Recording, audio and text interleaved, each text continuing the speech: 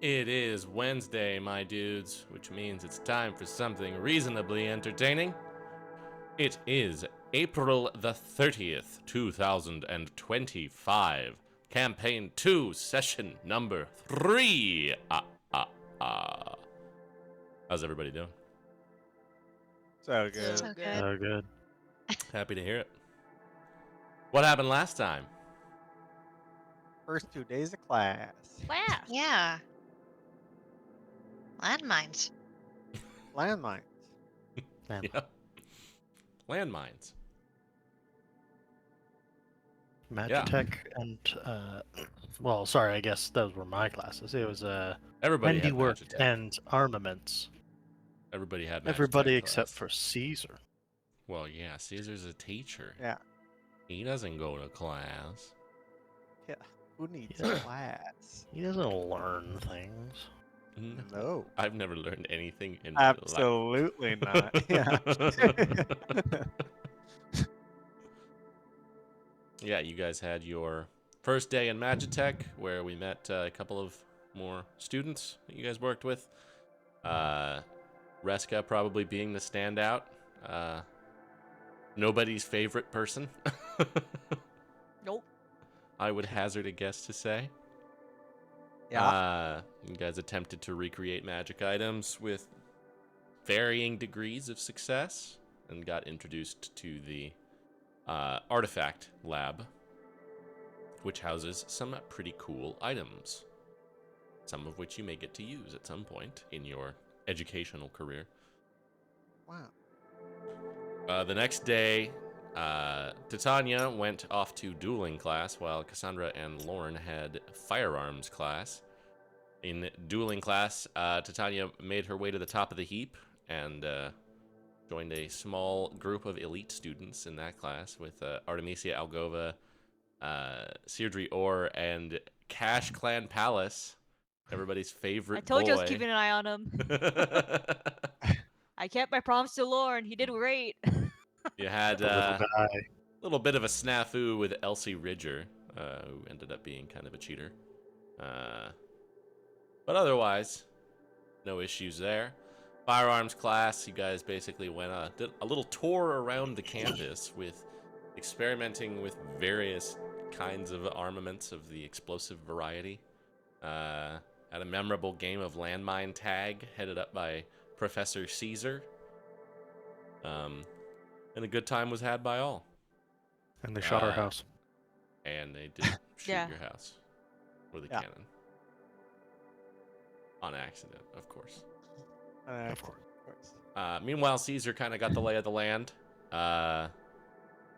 Did his first couple of days interacting with some of the other professors, seeing who stood where, to, again, varying degrees of success.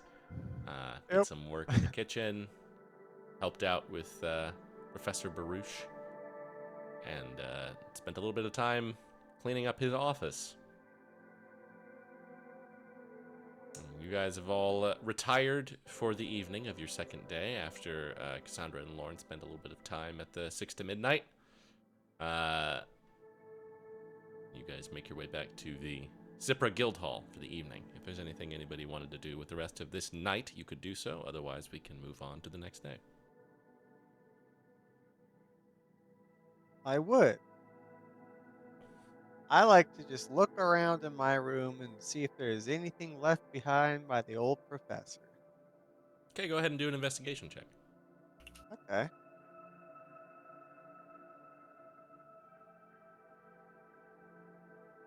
How about a 3? Tough to say. This is just a big, like, cobbled room. There's basically, like, pretty Spartan furnishings in here. You're kind of expected to bring mostly your own, which you didn't. So Yeah. you just kind of have, like, a bed, a little dresser, maybe some boxes. You reckon there might be... You don't even know, like, where to begin looking in here. So you reckon you might want to get some help from somebody who might know a little bit about such things. Put a pin in that. Go to bed.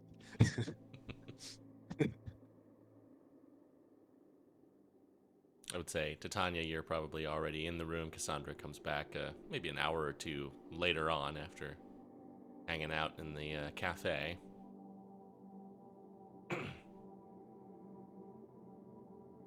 So was this cafe like worth going to? Like, Oh, it was pretty solid. I enjoy it. It's mostly just a quiet place. Self-serve.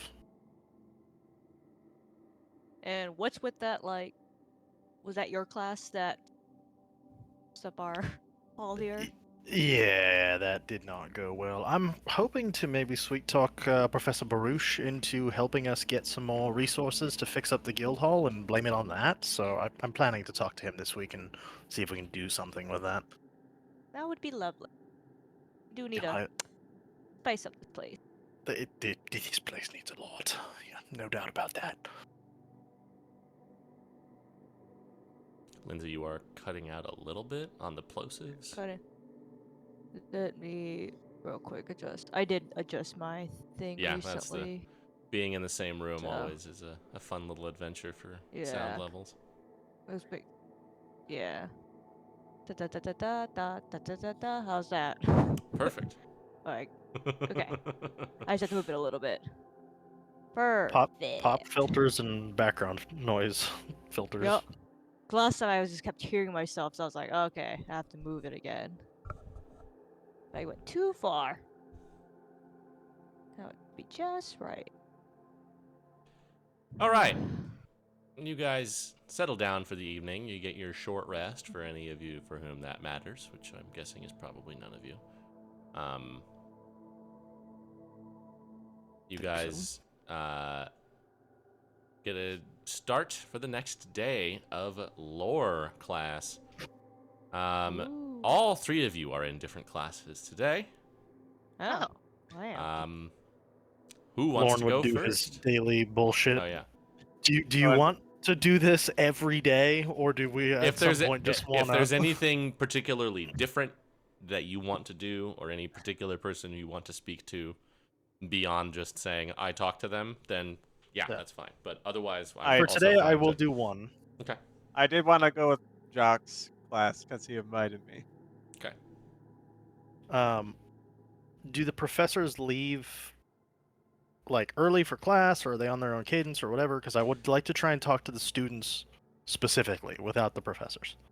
Really depends. Jack and Caesar leave pretty early together. Ismene heads off for her business as well as no, just Ismene by herself. You don't see Alphonse come out of his room. You know his class is today, but you don't know where he is. That's probably good enough for my purposes. All right, so I had an idea as we're all trying to get to know each other here and Actually, make his things. class was a handiwork day, so yeah, he's just gonna stay in his room, from what you can tell. Sorry. That's fine. I'll just away from that because they're like up at the top, right? Yeah, they're way up at the top. So we'll meet like on one of the lower floors and talk to the kids. So I had an idea for a bit of a activity for our guild. We have the guild competition coming up at the end of the week, in a couple of weeks here. I wanted to have a little Cipra competition. I am personally a big fan of wagers, so I was going to make a wager for anybody in the guild who wished to take me up on it. Today is our first day of lore, and we all are here to learn interesting and new information. And I thought it would be fun if we took it upon ourselves to learn a little something about those around us. So, the first rest day after the first guild competition, I will make a wager and offer up a reward to whoever can find out the most interesting piece of information about one of our faculty. You can choose. You can choose who you look into. You can choose what you find out and what you wish to share with the class, and then we can come together and all decide which one was the most fun and reward our most ambitious students. Any interest? Yeah, there are definitely murmurations among the students. A few seem very interested, namely Longo, Cash, Lanoth, I figured Elias would be an easy sell. Yeah, Yeah. Elias, absolutely. He pulls out like a notebook and just starts paging through like some Lydia and Bori and Reska seem not particularly interested. Artemisia just seems kind of curious with where you're going with it. Just a bit of fun. And I guess Titania and Cassandra can decide what their response to that would be. I just raised an eyebrow. Interested, Well- not enough to actually take the wager, but like interested to see where this is going as well. Well, we have some time. Everybody can decide what they wish to partake or disregard, but at the first rest day after the competition, I'll see what people have found. Little friendly game between Cipra. Nobody else has to know. Alright. Have fun at law. See, That's it. Lana just kind of like goes over to Cash. I bet you know, if we tag team this, we can probably get some. Oh yeah, no, yeah, we should do that. Let's compare notes at the end of the day. Yeah, sure. I'm probably not gonna like take notes, but no, it's like a figure of speech. Oh, yeah, sure. Oh, yeah, great.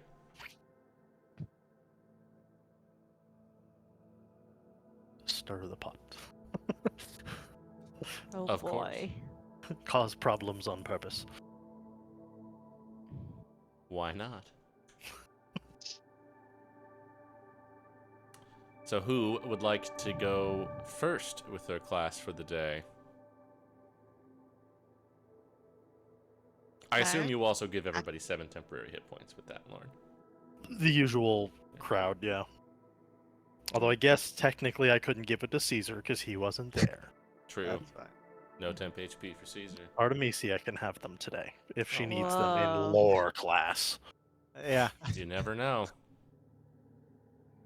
crazy stuff can happen.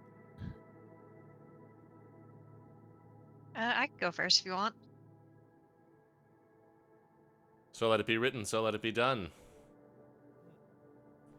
Which class are you in? I was just looking that up. Arcana. Arcana. The directory is already helpful. Look at that. Arcana The class. first thing I did, I was like, I wonder what my class is. Well, why should I look at my notes when I can look at everybody's class? Indeed. Arcana class meets in the library. Oh my goodness. I will not install Windows 11. Stop asking me. You you meet up at the front of the library. There's a decent number of students in this class. It's a pretty busy one.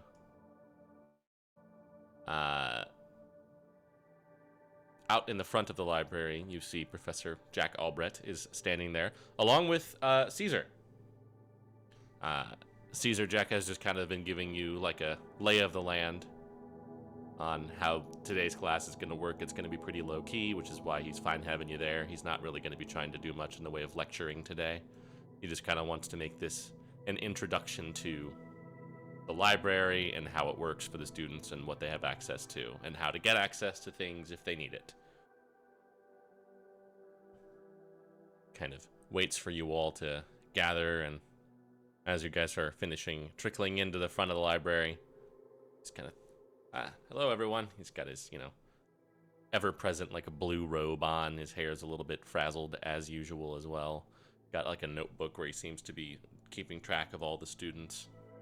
All right. Today is day 1 of Arcana. This is a class that's generally going to focus on, Arcana. Things like lore and magical creatures and fantastical historical events and magic's impact on certain things like that.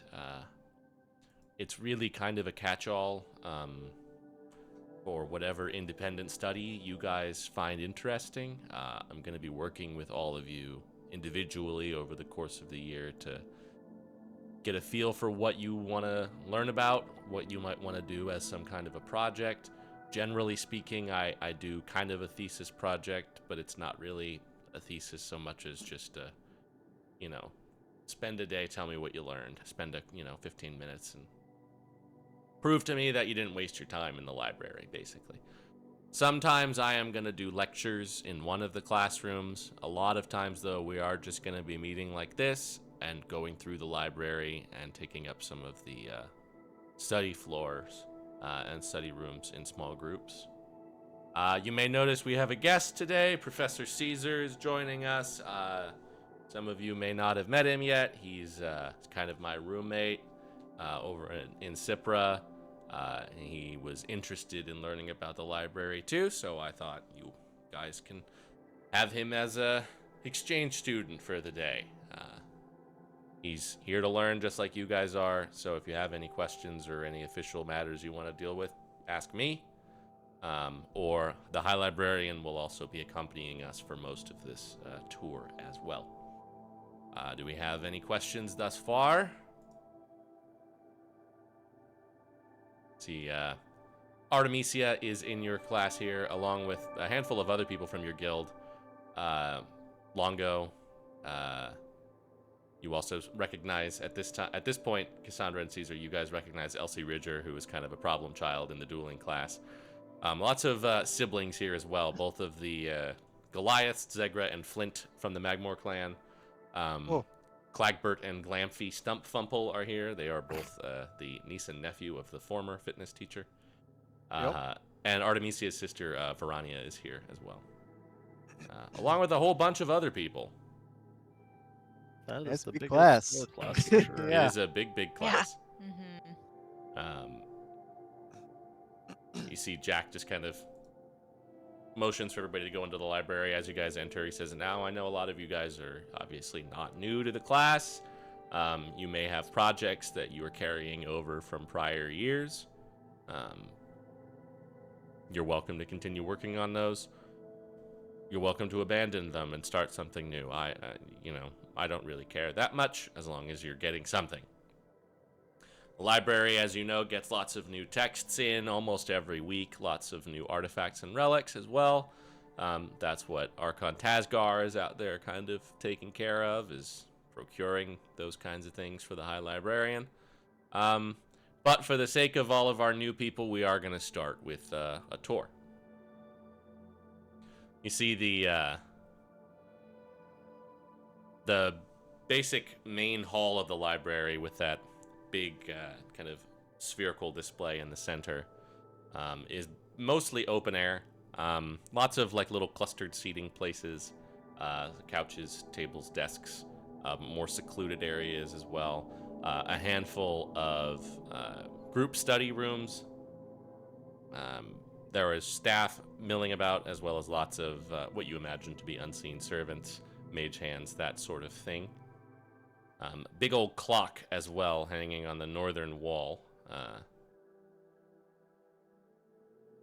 All right, this is the main hall of the library. I don't know if there's a name for it, but this is where you come in when you come in. The stairs are over here. You guys make your way over there. He kind of takes you up through the first couple of floors. These first 3 floors are going to be basically your kind of mundane books, history, philosophy, poetry, works of fiction, religious texts, anything that's not necessarily related to magic or anything like that. This is open to the public. This is open to even guests to the campus, because the library is technically not a part of the academy. It's a separate thing. So if you do occasionally see some out-of-towners or travelers coming through here, don't bother them. People who you don't recognize may show up here from time to time, and they might be looking for something. You never know. The next 3 floors, 4 through 6, these are some of these are a little bit restricted. Generally, if you want to go up to these floors, you have to pass through one of these gates at the top of the stairs. You have to have a badge from the High Librarian. He's with us today, so he can deactivate that for us for now. As well as if you want to take any books from here, you have to pass them through the gate as well. That makes it known who took it and at what time. So, don't try any funny business. These books are going to be the more advanced histories, the forbidden knowledge, things like that, pre-ascension stuff, stuff about Panacea, which if you've heard of that, or the Forest Basin, perhaps, things about the Leviathans, deep knowledge, like the extraplanar stuff, the Steel Citadel, any of those things ring a bell to you. This is where you're going to find texts about that. It's stuff that's not necessarily forbidden knowledge, but just stuff that's a little bit more esoteric, a little bit rarer to find books about, so we want to keep track of them. We generally don't like them to leave the premises. The High Librarian informs me, but, if you want an exception, you can ask him. Well, you can ask me, and I'll ask him, because we don't want to waste his time, because he's, got a whole library to deal with. Anyway, moving on up. Floors 7 through 9 have a similar thing. A little bit less restrictive, but obviously very important that we know if anything is taken out of here. We have books about magical theory on these floors. Lots and lots of spell books and spell scrolls. Now, over in the Arcana lab is where we have the transcriptorium. If you wish to transcribe any spells, write any scrolls, put anything into a spell book, for those of you who have that inclination, you're going to want to go over to the transcriptorium for that. But if you want to have a look and maybe study some spells, learn about different schools of magic more generally, this is the biggest collection of spell books in the entire world. So there's a lot. And there's a lot of glyphs around here and there, and they all become active, especially once the library is closed. So once again, cannot stress enough, no funny business. Caesar and Caesar and Cassandra, you can both make a perception check. Mm-hmm. Oh.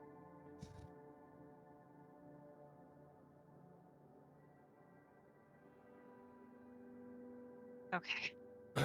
He seems to be shooting a look at someone specifically in the group when he makes these warnings, but you can't ever see who it is.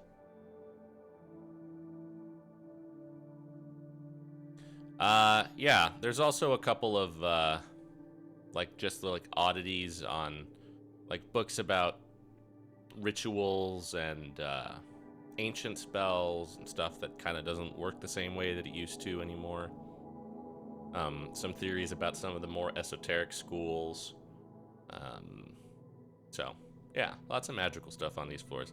The top 3 floors are where we are able to go here just for now. Generally, you're not going to be allowed up here unless you're accompanied by a professor or a preceptor or the High Librarian. But this is the artifact collection up here. Pretty much everything is behind several layers of reinforcement, whether that's glass or lead or adamantine or some combination of all of those things. Glyphs abound, once again. Any of the couple dozen relics of saints that the school has, some of them are in the artifact lab, the rest of them are here. Some of these belong to the school, some of these belong to the library. The High Librarian has the list.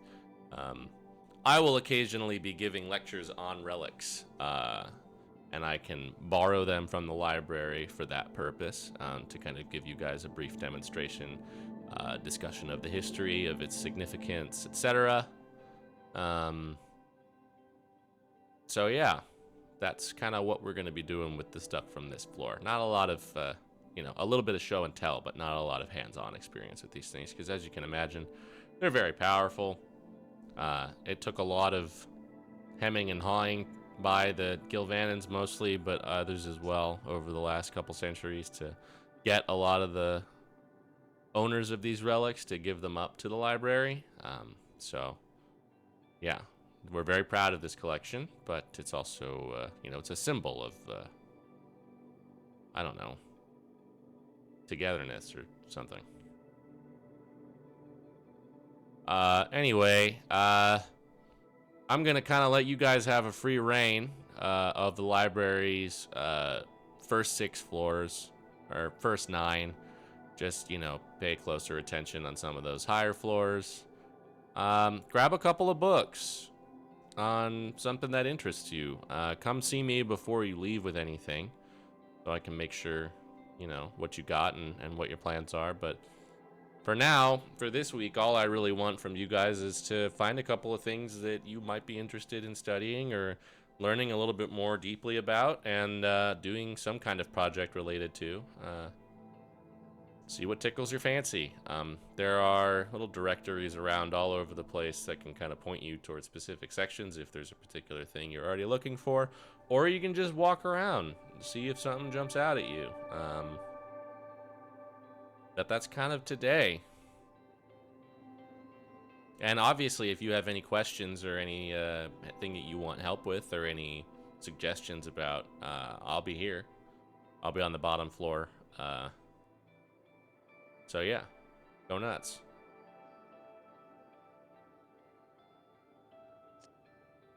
And he kind of turns to you, Caesar. And, same goes to you if you have any particular interests or questions about anything.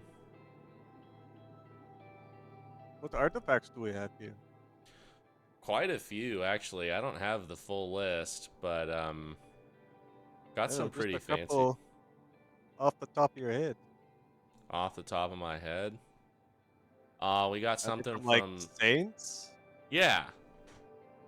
They're Oh. pretty much mostly tied to saints. We got something from Saint Layla. She was a bounty hunter. We got something from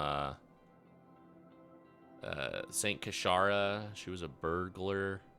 Obviously, we've got something from Saint Dextrin, who was kind of a big guy for libraries, and also Saint Alexandra.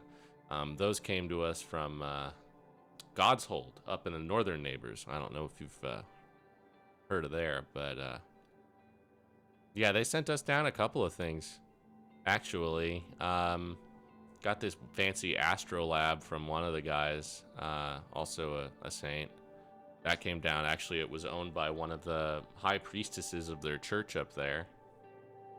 Wow. Yeah. We've got some stuff from the various saints of the mage. I want to say one of them is in the artifact lab, but we've also got something from Saint Luke Hall, who was a saint of transmuters. Some newer stuff too. Something from Benjamin, is the saint of, I think, diplomats. Not much of a religious guy myself, but can't deny the power on those things for sure. Of course, yes. And we also have a lot of like books that count as relics, like stuff that has magical properties if you read it, stuff that you can use to create things like golems and things like that. Oh. Wow. Crazy stuff. Yeah. Mostly the boring stuff, honestly. Not a lot of like weapons or armors or anything like that, but just, Sure. But it's all powerful, I imagine. Yeah. Well, and apparently the more if you like are attuned to one for a long time, back in the days when people would be like, adventurers and stuff or campaigners, they would hold on to these things for a long time, and the more you had it, the more you could do with it. Even with the books? Some of them. If you have them long enough, you can read them twice. Wow. But, like, you have to be like an elf, basically. Oh. Oh, okay. You gotta be, like, really old. Oh. Say, I was wondering, I was gonna ask you just maybe for some help for my class, if you are willing to, by chance. Yeah, sure. What you got in mind? Well, you'll see I have these panel things, and I need them to spin. Okay. But I don't know if I was gonna have to do it mechanically or just maybe like a gust of wind or something. Yeah, I could do some. I could do some enchantments. Oh, Do some great. some minor stuff. I have like a lot of them though. I'll see how many I can do. Okay, great. I If you want to appreciate do it. something like that mechanically, you probably can talk to the boss. But like it's gonna be a time thing. Like you gotta order it in advance so they have time to procure the Yeah, materials you need and all that. I figured that might be the case. That's sort of why I'm asking you. Yeah, no, yeah, I can do some enchantment for sure. And Great. I can your class is on the Nomadry Day, right? Yeah, I should be able to I mean I can be there too and yeah. Just cast do some some of them cast some yourself. stuff. Yeah. Yeah, yeah. That would be great. I might have a couple of students who could assist too as part of a Sure. Yeah. they might be like If, if you if have students that are in your class on that day who are not like are they all going to be doing it at once? no, Okay. Because you might have some magically inclined folks in your class who could help out with that too. I don't know if they're Depending. all gonna know how to make wind. I mean, that's a pretty basic one, but yeah, maybe not. We'll see. We'll see. Okay, I'm gonna go poke around for some. Do you know where they would have like recipe books? Oh, those would be on like the first or second floor. Okay, I'll go take a look. Okay, you can do that. Cassandra, is there anything in particular you're looking for? Yeah. I would go up to the professor when no one else is bothering him at the time. Okay. Hey, professor, could you help me with something? Yeah. What's up? Um, do you know where, and I'm not sure if it falls into sorcery or whatever, but psychic, like, I guess psychic powers, magic, that sort of deal? Oh yeah, like psionic stuff. Yeah, yeah, Yeah. That'd be somewhere on like 7 or 8, I would think. He looks over at the high librarian who's up there with him, down there with him. He's like, "Yes, I would think psionics and aberrancy are sort of nearby each other. If you find the aberrancy section, it's the one decorated with all of the mind flayer heads. He would be in the right Ah, neighborhood."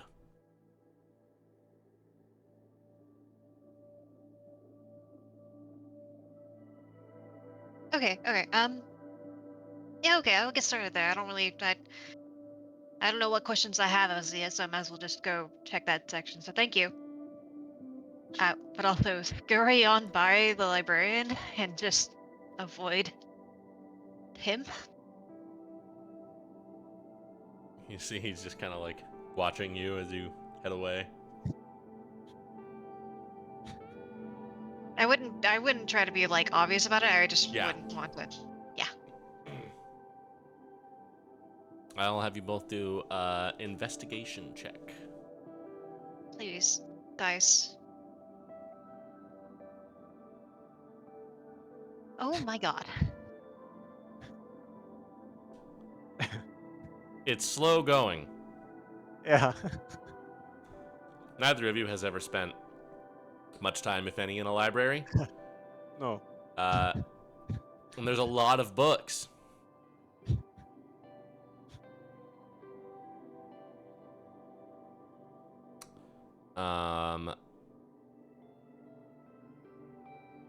Cassandra, while you are up there, I will have you make a perception check for me.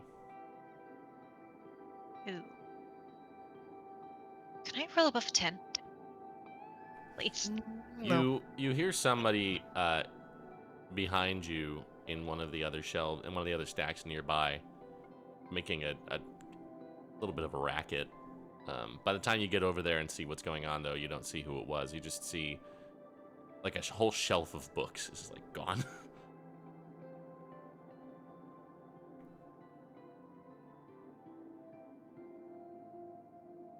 Huh.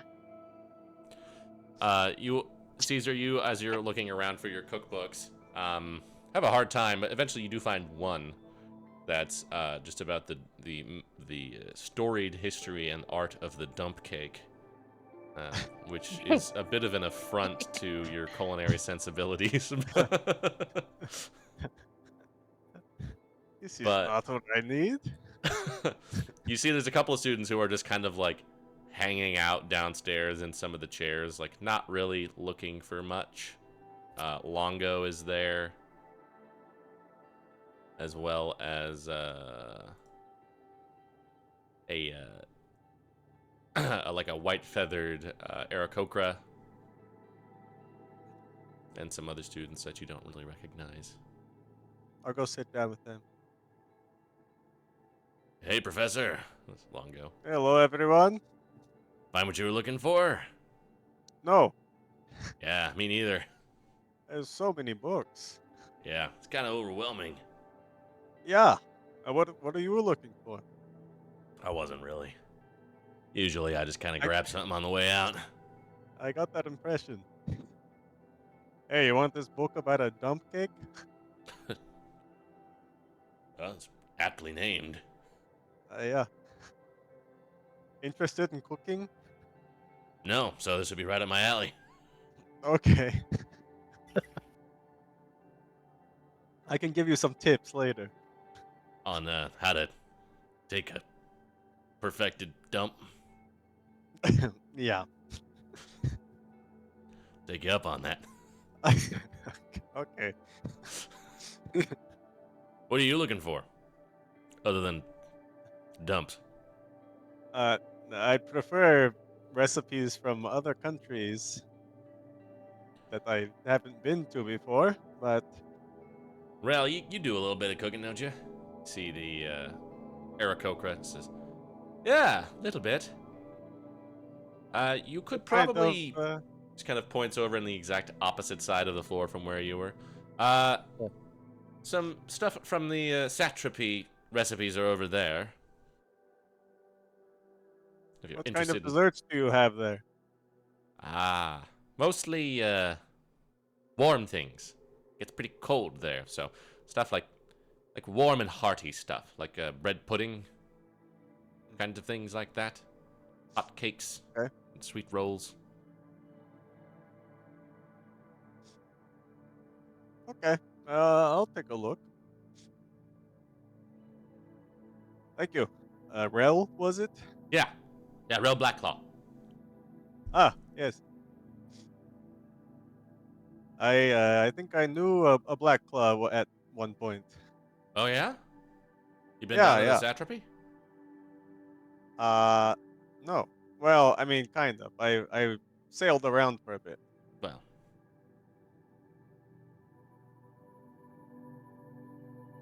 Uh, cool. yeah. That's beside the fact, I guess. All right. Thanks. I will try to find a book over there. Now you can do an investigation with advantage. Wowee.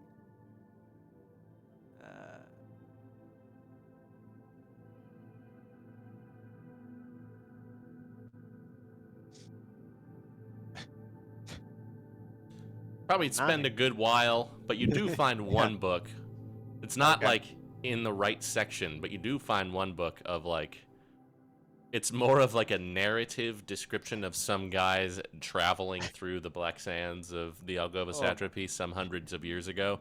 But there is a part in it where he discusses one of his local guides taking him through the canyons and a recipe of a very hearty and warming dessert dish that he made for them one night. So it's something. I put it back. I don't want to ask a librarian about a cookbook.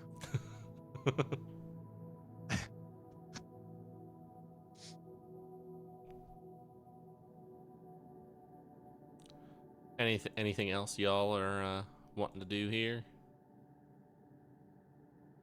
I would continue just poking around that section and look for anything at least like interesting if I couldn't directly find what I wanted. Sure. Also, Yeah, at some point, oh, sorry, go for it. Go ahead. Oh, at some point when I'm done looking, I would go find the professor and be like, "Hey, I don't know who you're giving the stink eye to, but there's a, a quantity of books missing near one of the sections. I'm gonna let you figure that out. I don't know who did it, to be frank. Hmm. Just let him." He just kind of looks over at the High Librarian, who just kind of looks between the two of you and then makes his way up. Good to know, I guess. I mean, people can take books. Oh, I don't know I how thought one of many. the whole shelf full. That's a lot. That's a lot. That's what I thought. Good to know. Find what you were looking for? Not really. I'm not really like Hmm. there was a library back home, but it was maybe 3 shelves. So this is a bit intimidating. Um, Yeah. Well, yeah, it's the biggest one in the world, so, I mean, fair. Well, I can poke around a little bit with you if you want. I mean, sure, we like still have class, so might as well, right? Yeah. You guys head up there.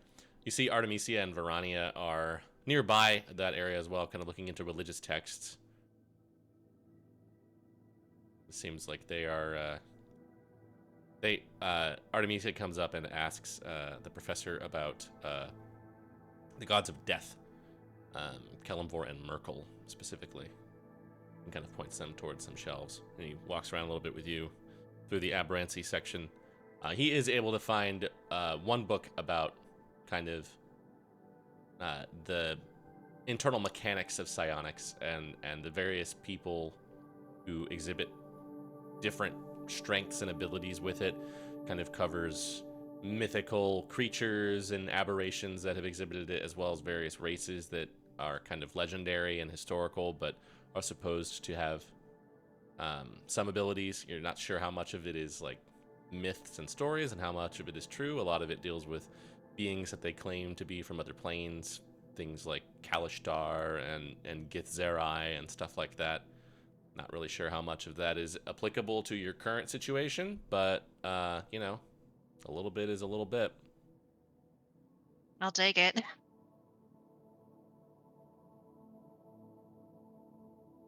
Yeah, I'll keep an eye out if I see anything. I mean, a lot of people usually associate psionics with, like, you know, mind flayers and stuff like that. Yeah, I knew it was gonna be weird, so I'm sure there was something here, but God help me as to where specifically to look. So thank you. Yeah, I'll keep an eye out. I would at that point probably just like go off and sit down and read for the rest of the period.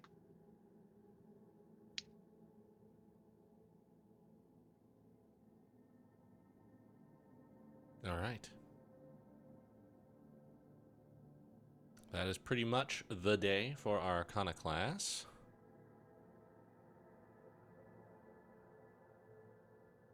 One moment.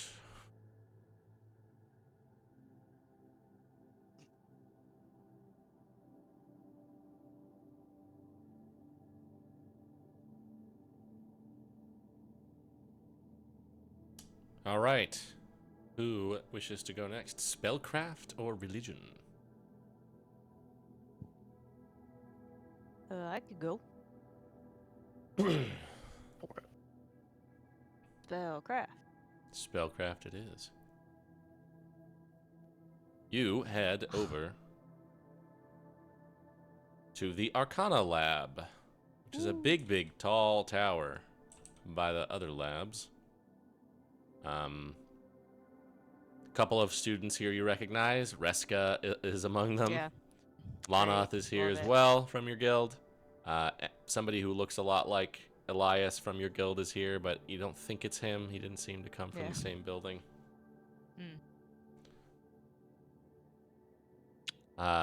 Collection of the nerds, pretty much. Is there You like guys a are- group of like girls that are like not Reska's group? Like she has like a group. Like I want to try to find another group of Yeah, she girls does to hang have a out little with. bit of a clique. Yeah. You see Isabel Castor is this trying to find her. She's kind of off to one side. She seems a little bit unsure of how close she wants to get to the rest of the group. She is with another gal from the cleft, who you recognize from your guild, Sigrid, the redhead. She's kind of hyping her up a little bit, it seems like.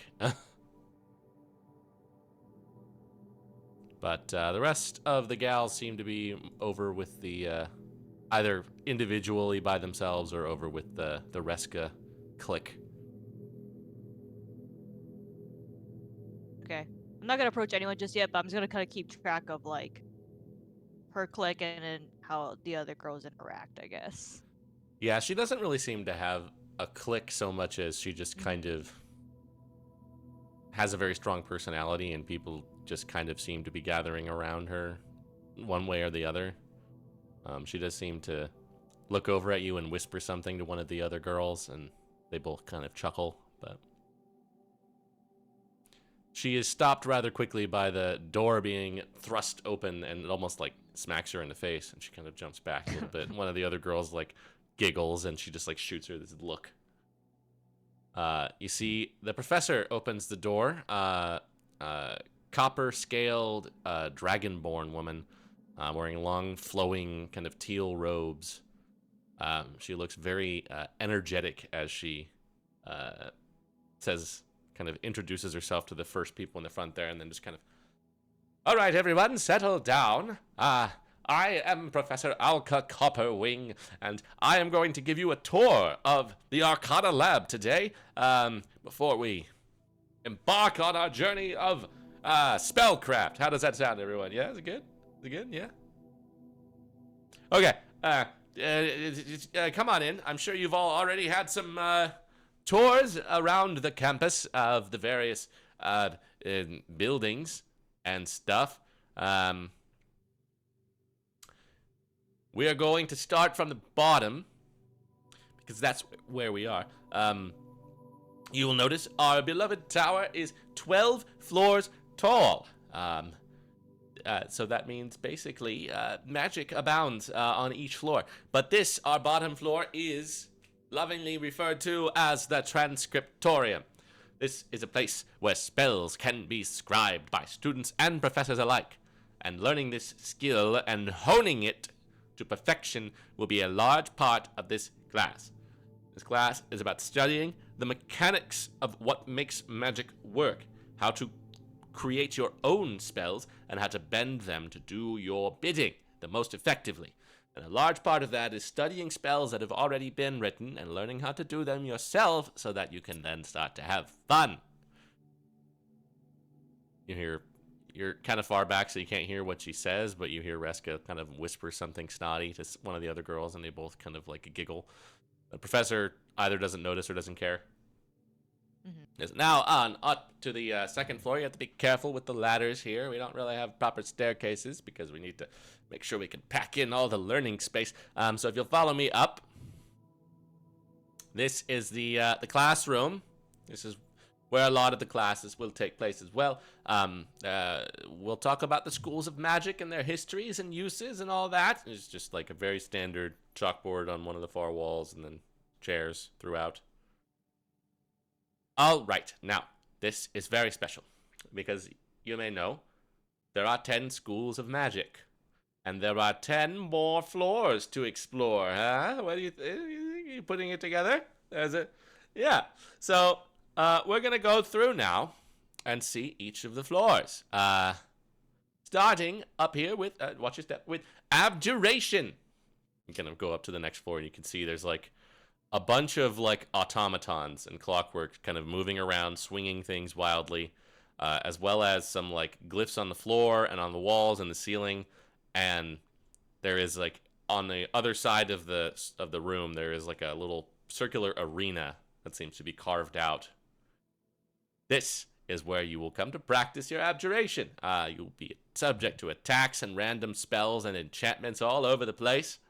Trying to practice things like dispellation, countering, and protection. We also have the arena over there for you to duel with the other students at times that are considered to be appropriate for such things.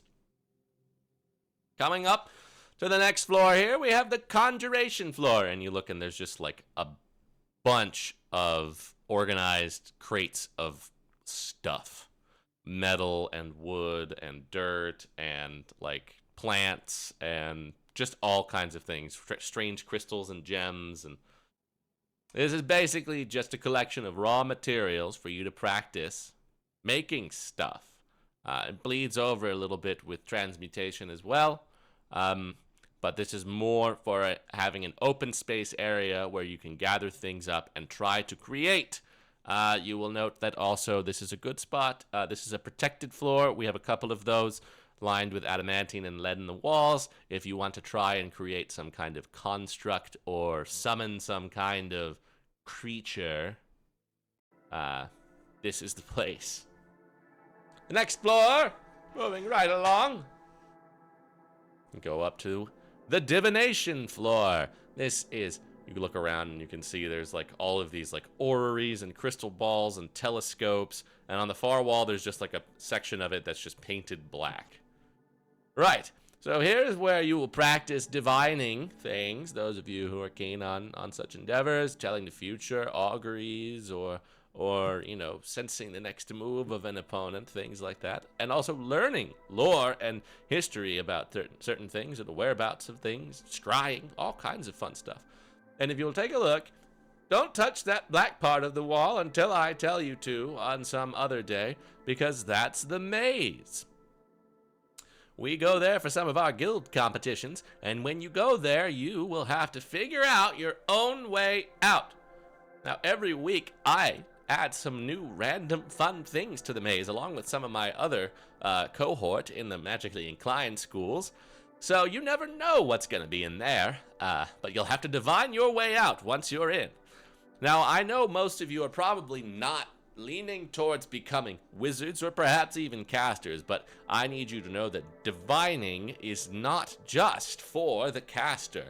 It's also just about sensing your surroundings, getting a feel for the people around you, what they might do, where they might go, looking at a creature and being able to tell what it might do and what it could, what strengths it could have, what weaknesses it could possibly have. All these things fall under divination. It's not just about magic. Of course, magic is a big part of it, so those of you who are inclined to it, you know, you'll be spending a lot of time on this floor. Moving right along, this is another protected floor because we've had some issues in the past with this particular school of magic. Yes, of course, it's enchantment. There's just a bunch of like sets of armor on mannequins and weapons, and lots of little critters in cages, ranging from like mice and rats and gerbils up to like small dogs and cats. This is where you can practice enchanting things and, yes, creatures in a safe environment. Now, past this red line on the floor, any enchantment that is on any creature will get dispelled.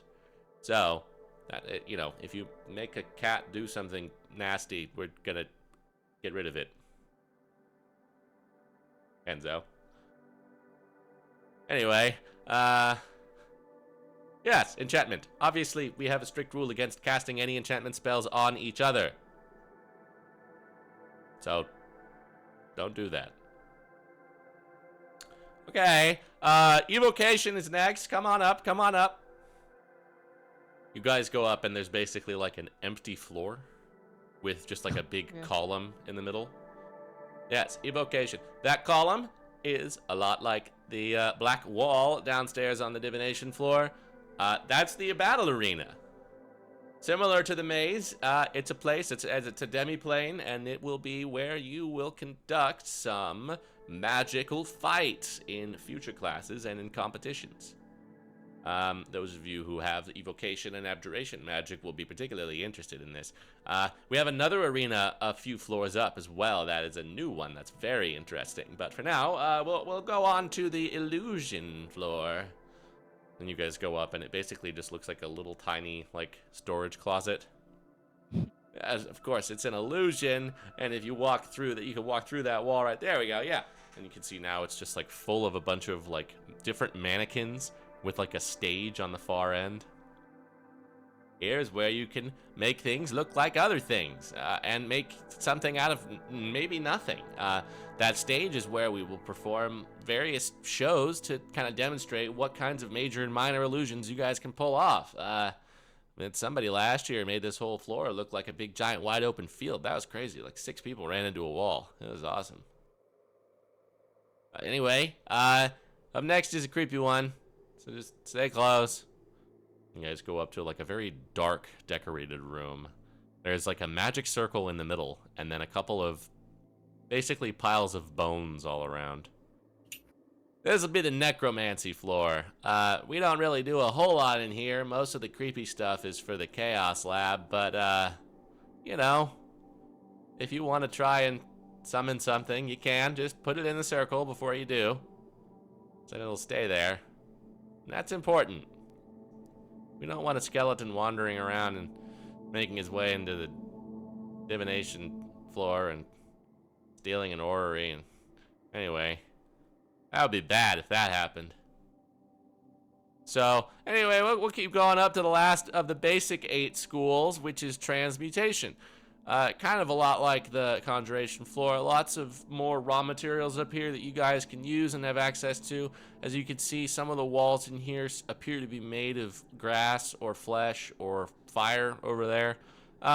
Yeah, transmutation can be a little weird and unpredictable sometimes, and I forgot to fix those before you guys came up here. So, a little peek behind the curtain for you. Now we go up to one of the new schools of magic, which is Dunamancy. This is a weird bit, and it's about like time and gravity and stuff. You guys see there's like a whole bunch of clocks around here, and there's another one of those columns in the center. Now that column, if you touch it, will take you to another demi-plane, which is the gravity arena, which is one of my very favorite places. It's something that I've been cooking up with some of the other professors over the last couple of years. This is a great place for you to practice gravity spells and really any kind of magic that you want to try and use in a combat or otherwise active scenario. There's like stairs that go all over the place and random platforms floating around. It's a big wide open space with lots and lots of nooks and crannies for you guys to cram yourselves in. It's pretty cool. Final floor, for any of you who have already eaten today, just, you know, be careful. It gets a little bit weird. You guys go up. This is the aberrancy floor. As you can see, there's just a whole bunch of like various stuffed aberrations floating around. One of the like whole quadrant of one of the walls is just made out of like tentacles that just seem to be writhing and reknitting themselves. And on the wall, like directly behind the ladder that you guys climbed up, there's a big like floor to ceiling framed painting of a guy that just looks like a big tongue with a bunch of arms. Yeah, this is the aberrancy floor. This is where all this like aberrations and weird magic is. So, you know, not a lot of interest in this one, honestly, but yeah. Why is there a big weird tongue creature on the wall? What is that? That's Cass. Cass? He actually donated a lot of the stuff on this floor. Sometimes he comes by to visit. And he looks like that? Yep. Okay. Horrible. He's horrible. But he brings us things. We just... Oh, okay, yeah, sure. He can teleport basically wherever he wants, so there's not really a whole lot we can do about it. So we decided to embrace it. Anyway, Sure. that ladder over there leads to the roof, which is basically just a big old open arena for our, wizard fights. So now, after you have all seen our various floors, I'm gonna have a little chat with all of you, and I want you to pick a school that you want to focus on. You're allowed to study everything, but you're gonna focus on one, and get really good with that particular one. A lot of you already have taken this class before, and I'm gonna ask you to stick with the same one that you picked. But for any of you who are new, now is the time, and you can, ask me if you have any questions about that sort of thing. But yeah. She goes around to some of the new students. See her talking with Reska. She tries to keep that conversation very short.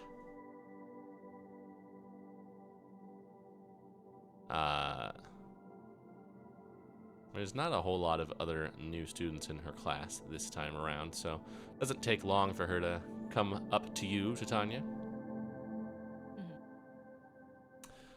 So you're another new one. You must be Miss Ransom. Yes. It's good to meet you. Nice to meet you. Professor, I do have a question. Mhm.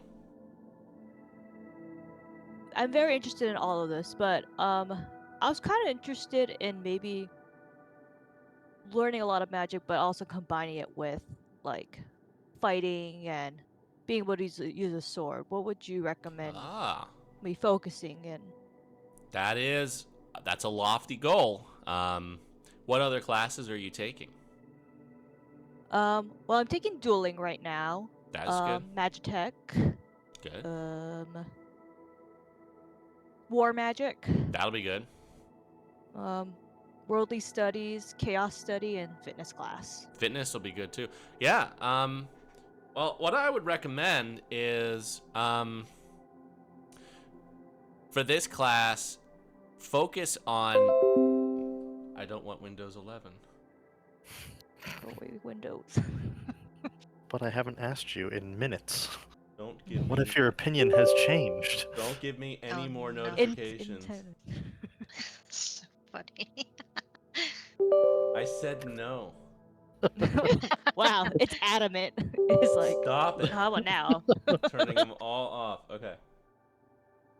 Anyway, what I would recommend is, for this class, focus on the magic side of things. What kinds of spells that you think would be handy to you in a situation where you're going to be in a fight or needing to move quickly, right? Stuff like evocation, abjuration, probably.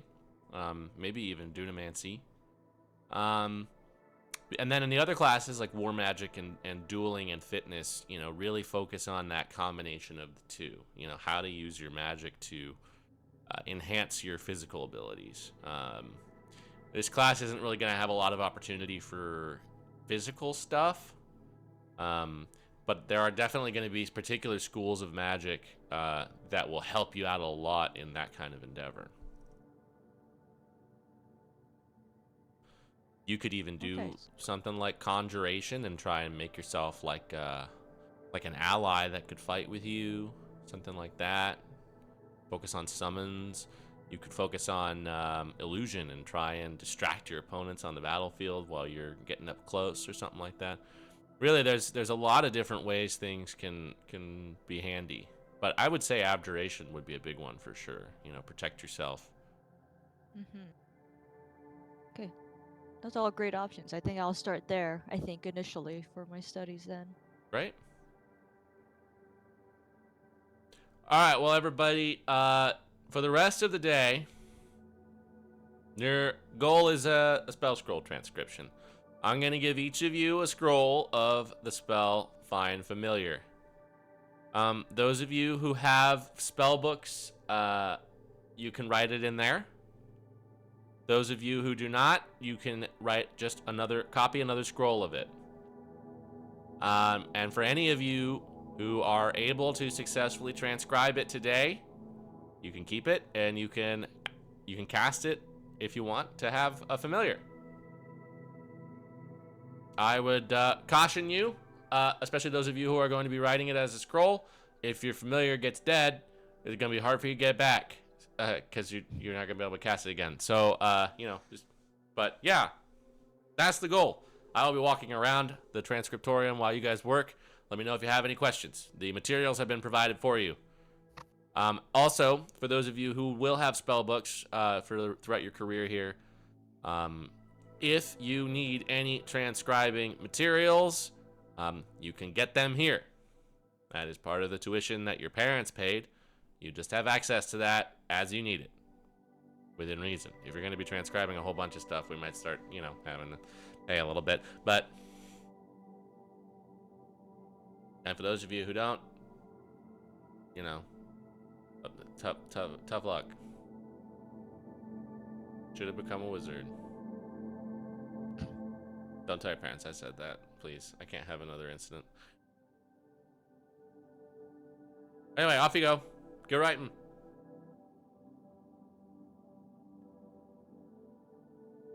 Wow, it just says now your familiar can be any beast challenge rating 0. Wow. Whoa. How boring.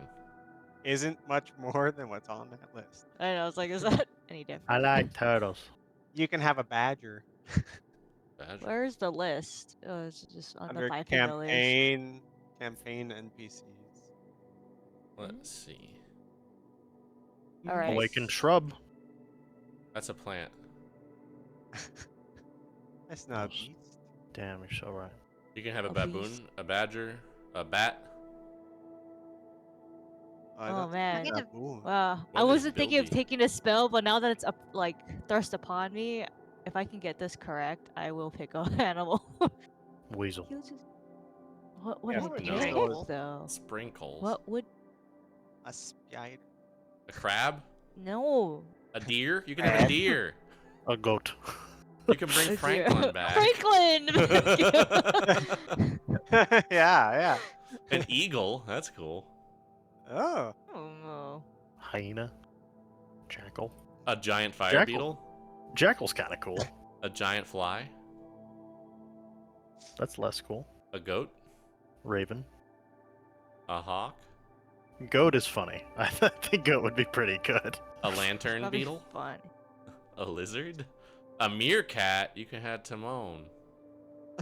Whoa. Octopus. A meerkat's good. A piranha. That's You can have a fun. piranha. They're from the You can have Amazon. a scorpion. Whoa. A sheep. seahorse. Have a sheep. Bah. Dolly. Oh, make clones. All right, so I'm gonna have you make an Arcana check. Okay. Whew, okay. Come on. A fox. No! It was Yeah. so close to a 17. You needed an 11. Dang it! no That's annoying. familiar today. No familiar Not for you. today. You're having a real hard time with this. Reska, of course, gets it like immediately. Oh, of course. She makes her. Oh, how She makes annoying. herself a cat. Of course she did. Is it black? No, it's like speckled.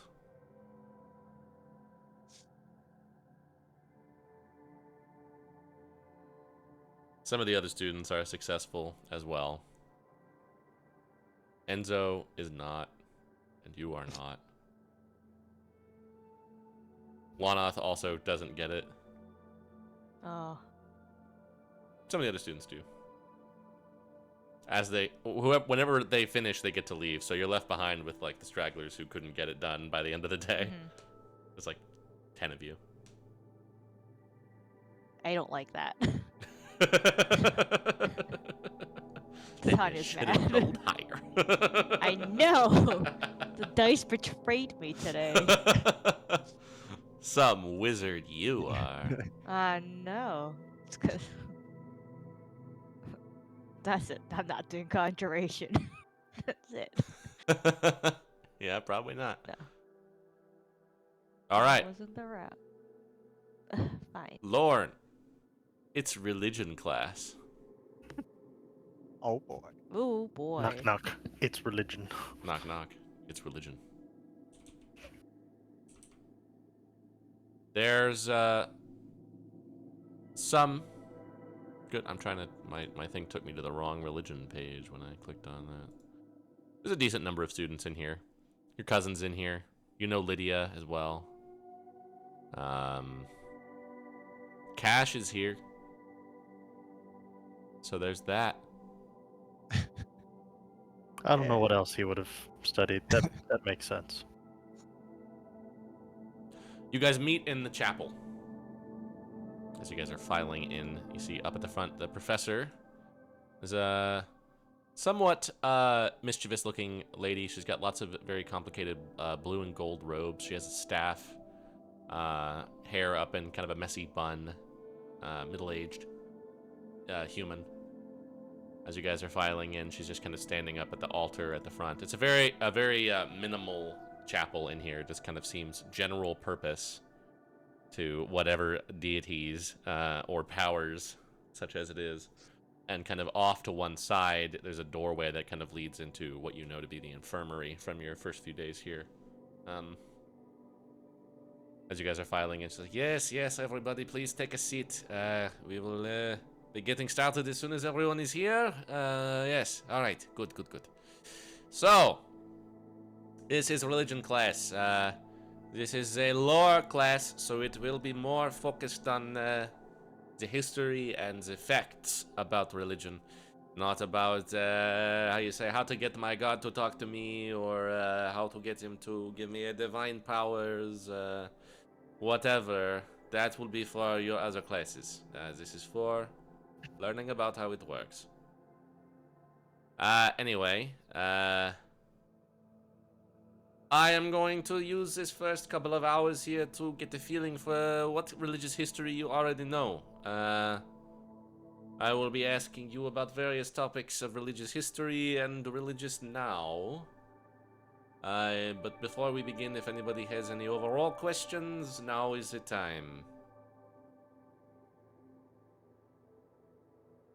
Alright. We're going to be exercising the time-honored practice of cold calling in this class today. I will be pointing at one of you and I will be asking you to answer me a question. Just to see how much you know. Let us begin. You, there.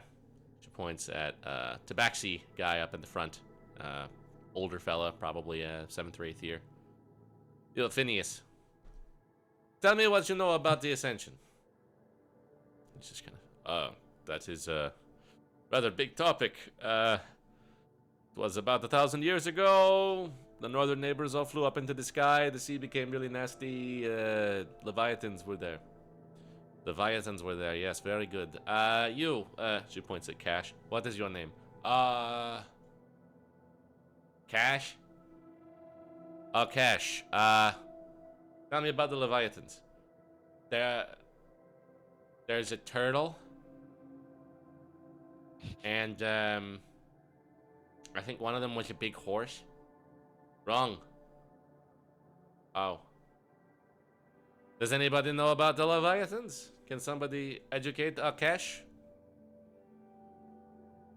See a couple of hands go up.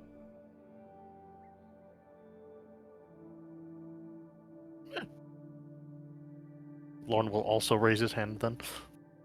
You, new 8th year. What do you know about the Leviathans? Ancient primordial beings, each of them responsible for creating some things tied to their essences. There was 2 good ones and 2 bad ones. Very good. What was your name? Lorne. Lorne. Bakarin. Ah, yes, that's right. You are, related to that one. Indeed. He has a tendency of falling asleep in my class, does he not? I'm sure I don't know what you're talking about. Yeah, I'm sure you don't. Anyway, yes, good. Leviathans historically are considered, like you say, too good, too bad. It is a little bit more complicated than that. The records do say that towards the end, Asminar, the Wild Breath, turned his back on his foul brother and actually helped save the world, but during the downfall. Speaking of, what does you there? She points at Drow girl up in the front. What do you know about the downfall? I would suspect you probably would know a good thing or two. Why? Because I'm a drow? Well, yeah, because you are a drow. Well, yes, indeed. The downfall was a time where a lot of our ancestors and other relatives made their presence known in the northern neighbors for the first time in a millennium. The islands fell out of the sky, except for one of them. Crashed back into the sea, back where we are. It was a whole thing. It was a whole thing, yeah. A time of great tragedy and triumph for our planet. One that we were generally spared the worst of, but we also had to deal with a lot of other stuff in the intervening years. So I suppose turnabout is fair play. Speaking of those years, what can you tell me about that time? You are Naomi, yeah? See, she kind of looks over at a gal kind of dressed up in warmer clothes for the climate, probably from the cleft, you imagine. Oh, yes. Yes, tell me one of the more important things that happened down here during those years. Well, the saints arrived, and the sea elves from the north. Yes, very good. The saints arrived down here in what they call the Southlands. Here we just call it the Seven Sovereignties, but yes, that's what the saints called it when they first showed up in the Shattered Scythe, beginning with Saint Egoron, as he is now called. Intrepid explorer of the seas. Brought us new religion down here. Anybody name the main religious capital of the sovereignties? You just see Eloy just kind of yells out, Mount Nero. No, you know that's not the right answer. Are you sure? I'm pretty sure it's the volcano. Hear a lot of praying going on in there. Anyone else have a serious answer? See a couple of hands go up. She calls on Lydia. Yes, most would consider Kalimva or the former city of Talis to be the religious capital of the sovereignties. Yes, very good. Really anywhere in the satrapy, those people are very, very austere. Do you know, and Lydia just kind of, do you know why they chose the satrapy, or really anything about Algova's folly and the fall of Talis?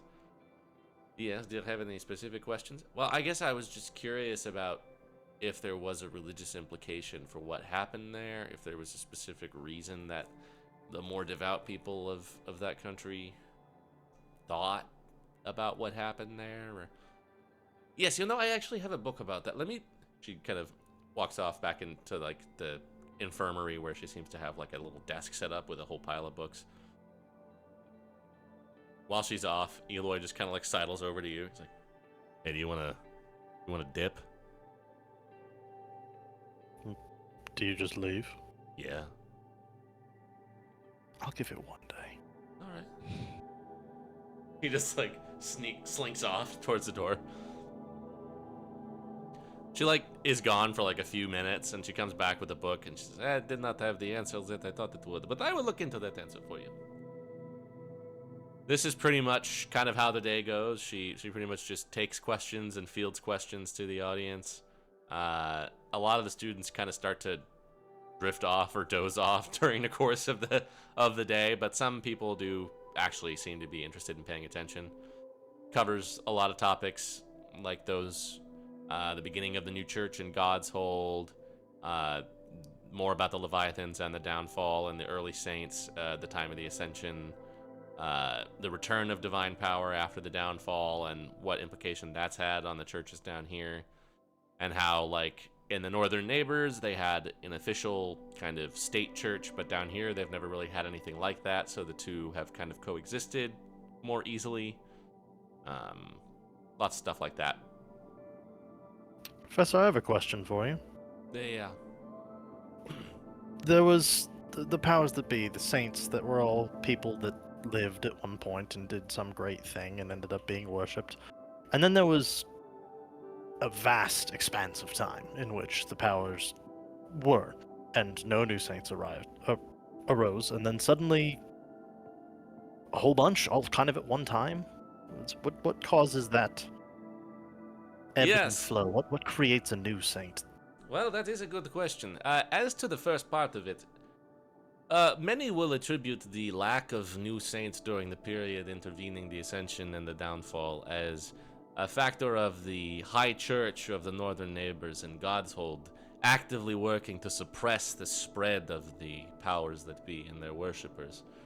They did not like that there was a competition to their powers, especially one that seemed to have more clerical ability than they did. So any people who may have become venerated as saints of particular powers were less likely to come about because they would have been putting the kibosh on a lot of that. And the other thing is, a lot of people believe there are particular historical events out of which many people become great or are forced to be great. The Ascension being one, the Downfall being another.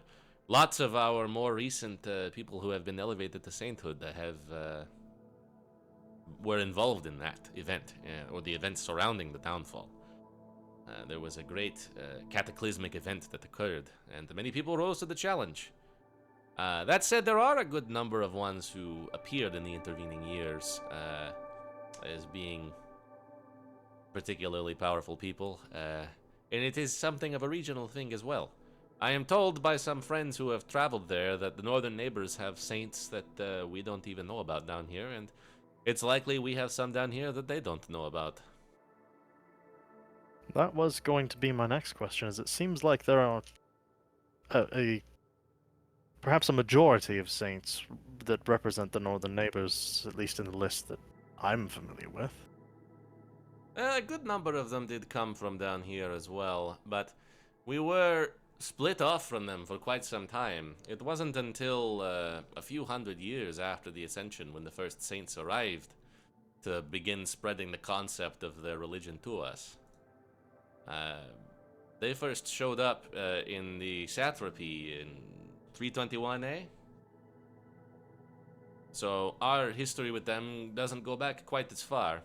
The other thing to note is where in the Northern Neighbors they were completely separate from their deities. We had Umberly. For a long time down here, if you were a cleric, you were a cleric of Umberly. So that became sort of an interesting thing. Our peoples are also a lot more insular, or at least they were for a long time, especially before the foundation of the academy.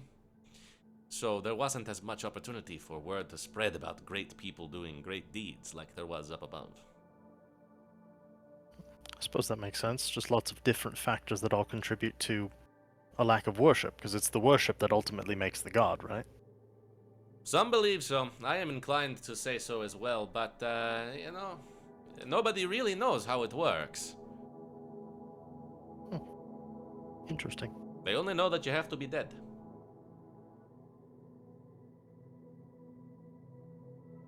Would the story of Baranon and the downfall be something that people would hear about? You can make a history check.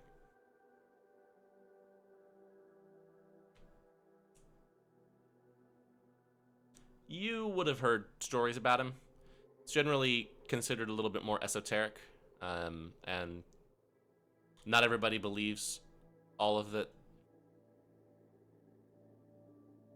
Were they all dead? Because wasn't the Conjurer a part of the downfall? Some say that he was. Others say that that is a misconstrual of the actual history and that they are conflating stories of the Ascension. It's difficult to say. One story varies from the next about as much as it's possible. But, well, resurrection magic being what it is, someone might die and then come back, I suppose. Or maybe we don't understand it quite as much as we think we do. It has especially become more confusing after the downfall, when the gods returned to the celestial plane. And the saints with them? Some say so. Some believe the saints are merely charlatans who had great power but no actual divinity. Some think that the powers that be are merely symbols that represent ideals, and others think that they are deities in their own right who bestow powers upon the saints, like warlocks. Some people think that the powers are actually just another representation of the other gods, and they merely represent the different facets, and that the saints are actually just clerics. Well, the power that comes from them seems to be undeniable. Clerics and paladins of the powers that be get their power from somewhere. This is true, but many paladins just swear divine oaths on no belief whatsoever and still become powerful. Druids draw their power from the earth. Sorcerers from within themselves, wizards through study, bards through force of personality. Who can say that powers are really coming from a god?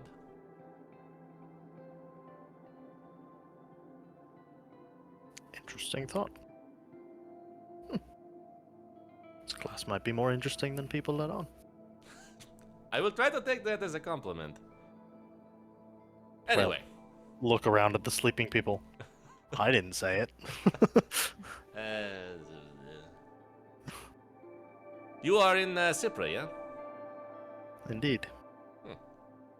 That's good to see that you guys might be finally getting your heads screwed on straight. Well, we'll try. Or at least some of us will. Look at this room. Some is all I can ask for most of the time. Well, put enough people in a space and the bell curve kind of happens. She kind of continues the lecture, fielding some questions, but mostly just kind of yapping. You can tell this is definitely something she's interested in and has a lot of knowledge on. She's not necessarily. She is especially careful not to state any of her own opinions on any of this stuff, considering there's a lot of different walks of life that people come from in this class. But she does a good job of kind of representing all the various points of view on a lot of the more foggy parts of it.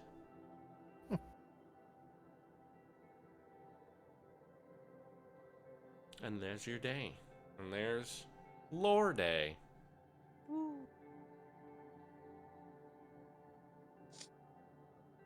Guys can meet back up if you so desire.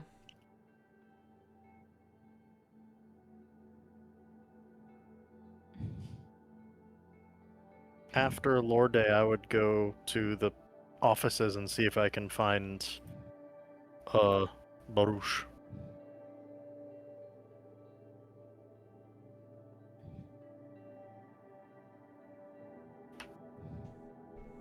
Yeah. He's in there. He's in there with Stumpy. Oh, hey! Hello, Professor. I really enjoyed our first day of class yesterday, but I wanted Good. to come in and ask you about something. I'm one of the monitors for Guild Cipra. Oh, I'm And, sorry.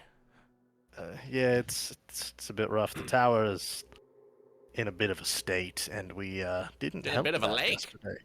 That's the problem, really. And yesterday we State of added to liquid. that. Yeah, there was it was already starting to feel like it was sinking, and yesterday we added another hole. Is Oh. there any help that you could offer, or I told maybe Glumps, like, encourage? careful about that. Yeah, I mean accidents happen. I understand, but it's Uh-huh. just is there any help that you could maybe encourage some of the other professors, some of the craftier mechanically? I don't know. I just want to try and bring it up a little bit if I can, especially Make since a we made it worse. Persuasion check.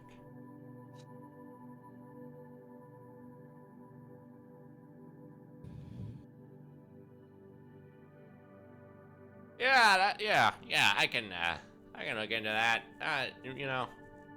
Thought Warner would be a little bit more careful about all that, but it's fine. It's what you get when you hire outside help.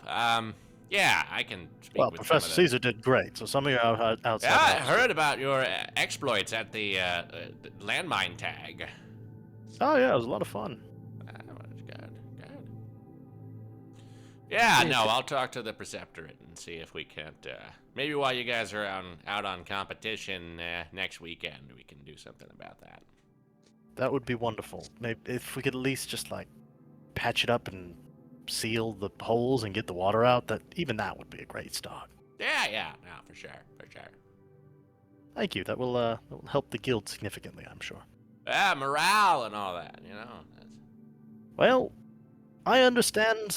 I mean, I'm new here, so I don't have the background, but I'm led to understand that morale in Cypra is usually not very good. Yeah, they kind of have a reputation for being, I don't know, a bunch of layabout losers with no real potential for success in any sort of matter, academic or otherwise. Very lengthy reputation. That's for Hey. that's gold. I mean that's what I hear. It's very specific, actually. Well, I will choose to take no offense to the fact that that was where I was slotted for my first year. And That's a I good will choice. Great. And I will do my best to do a good job as a monitor and help maybe do something about that. Yeah. But I do have one question. How does it work year to year? So Cypra has the reputation of being shitty. If by some miracle we do well this year, do the students in Cypra transfer to another guild? No. You So stay why in does your the- same guild. So the reputation is just year after year, Cypra continues to get the worst students? Well, kinda. I mean, At that point, isn't that a bit of a feature of the administration and where students are assigned? that's up to the Preceptorate and the Archons. You know, they're supposed to be like a personality component to it with the entrance interviews, but Well, trying to get to know my guild, I can tell you that there is no matching personalities in there. Everybody's clashing in some way or another. yeah, I kind of think that it gets to a point where, you know, nobody wants to have the bad students in their guild, so at some point they just kind of decided, well, if we just put them all in one place, then the rest of us don't have to fucking deal with them all the time. And how do professors get tied to guilds? Is that also a permanent situation? Yeah, if you really want to make a big stink about it, you can transfer, but then somebody else has to take your spot, and there's a lottery, and people get really upset about that. Well, Some people I just kind of suppose- resign themselves to it. Like, I think Professor Alphonse is depressed. That's what I was about to say. I suppose that explains the demeanor that Alphonse has shown every time I've seen him. He's also just kind of a butthead. Got that impression. He's He- really good at ballistic math, though.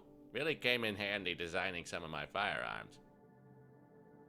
I don't doubt that he's extremely intelligent to be a professor here, but his personality seems to fit what I understand of Cypra.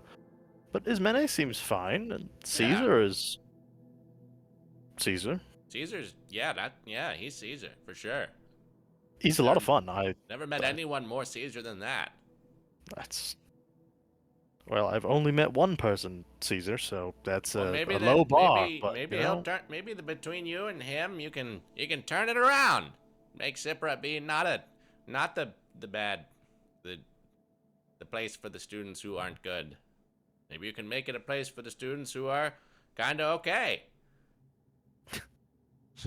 that's encouraging words, Professor. Yeah, I think so. Well, I suppose I've only got a year, so at the end of the day, what's the harm? Yeah, you don't even have to live in that tower again if you guys lose. That's true. Absolute win for you either way. Say, I do have a question for you. You're in 8th year, right? I am. Well, how come this is your first year here?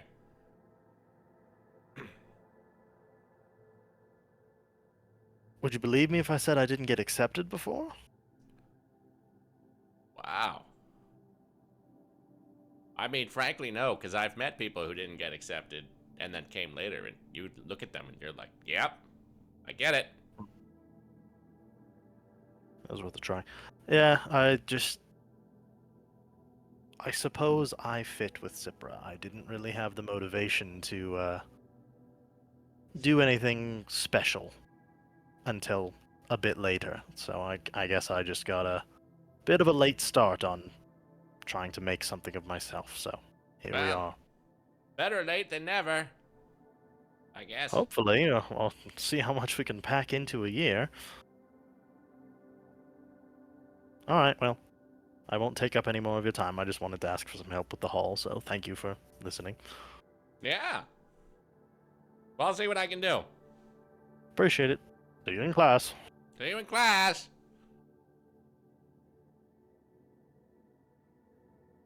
Make your way on out.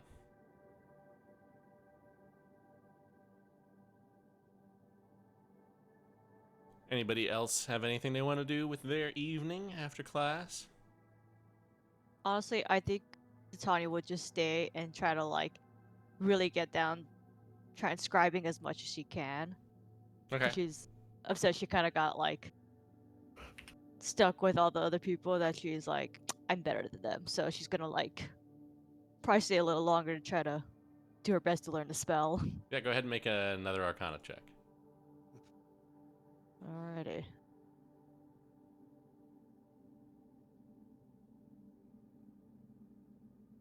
Better. I was like, You're here into the long hours. People eventually keep filing out until it's just you and Isabel, who is also over in a corner, doing her best. Finally, after much consternation, you are able to transcribe the spell. Yes. What animal should I roll for it? Oh, are you really want?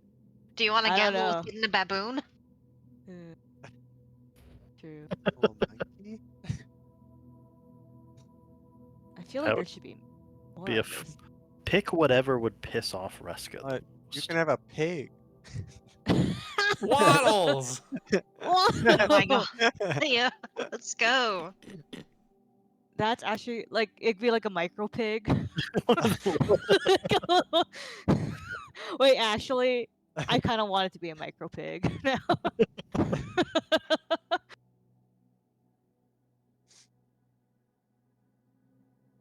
Yeah, you know what? 'Cause I was trying to think of like what would not match to Tanya whatsoever. 'Cause I was thinking if she would have a frog or a lizard, like a reptile she wouldn't want. But you know, let's go with the micro pig. Could you just have like a little funny hat? Like he comes with a funny hat. It doesn't come with a hat. Damn. You have to get Worth a your own shot. hat. Okay. That's gonna be my goal for this week then. Yeah. Does new find familiar let you determine what type of creature it is? Actually, let's see.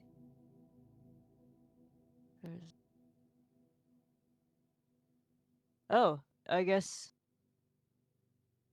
you pick the statistics for the Beautiful. chosen form, but it could be a celestial, fey, or fiend still. So I guess I could pick instead of a beast. Yeah, that's Which how has it always is. been. So I'm trying to think what would a pig be? A little angel pig or Make it a fiend. We've never had a fiend. evil Gonna pig an evil pig or a old tricky pig. or ooh, yeah. A pig with very tiny fairy wings. Dengar. Yeah. I think we'll go with the fiend pig. He's not obviously a fiend pig, A fiend but pig. he's kind of sketch. Okay. It's a fiend pig. I don't know what that would look like, but Got like Just a the black Here, I goat could- eyes. I would like the I just- the goat and the plus signs. I was imagining just a pig with little like Little devil horns. wings. Yeah. little double horn, little devil wing, just like red eyes, and You're that's like, it. that is one That's the only thing. ugly pig. Yeah. So I it's like the love little, it. Yeah. it's the little micro pig. But have you ever Yeah. seen like the big chunky potbelly pigs where they have like the giant eyebrow that's like Yeah, super yeah, low and sag, angry looking? yeah. He's just got that with his little tiny. Just like create a piglin. Like, Yeah. Just like, okay, yeah, that's it. Isabel my is butt. still in there. I'll go over to her and be like, Ah, I see you. You did it. yes, it's kind of ugly, but you know what? I think it's starting to grow on me. I just gotta think of a name for it. Should call it Having Reska. trouble there? Yeah. Clearly. Can I like look over and see like what she's struggling with? Like now that I figured out the spell a little bit. Yeah, she seems not to be very magically inclined at Clean all. climb. She's got the transcribing part down. She just can't really imbue it with any sort of magicalness. The arcana part Got of it it. is eluding her. You're not very good at this, are you? Nope. Maybe if you just think about what kind of animal you would like, maybe that'll help. Is that what you Just thought get of? a little imagination. Touche. Not really. I thought it would be a little bit cuter. That's a place to start. You know, I just mean, help. yeah, I'd settle for whatever that is. Here, let me try visualizing. Hang on.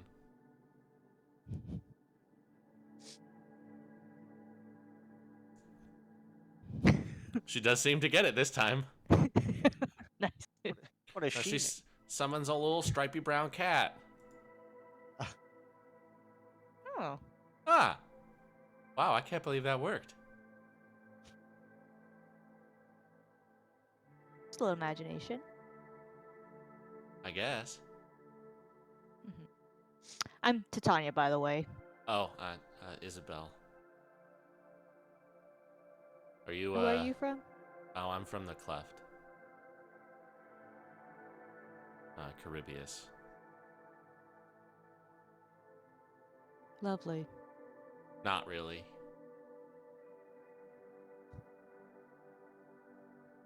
Conversation.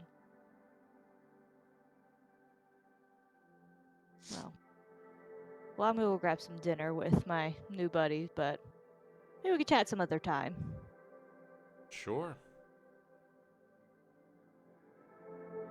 Walk with my micro fiend pig, I guess. That needs a name. Horrible little creature. Yeah. I'll take it Just- to the group. You just hear her like yell out, "You should call it Reska."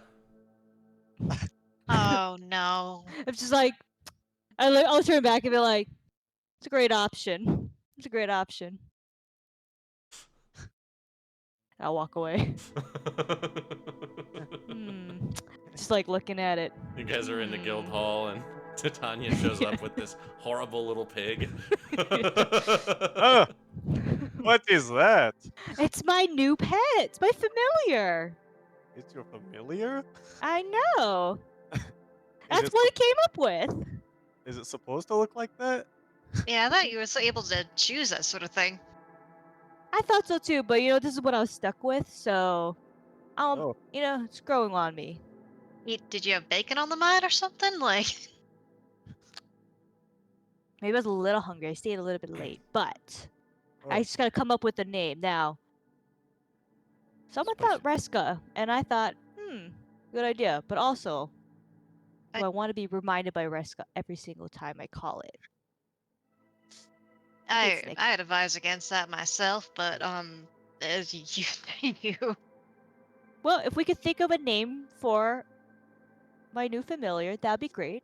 Suggestions are somewhat welcomed, but Bacon. no, Pork chop? no.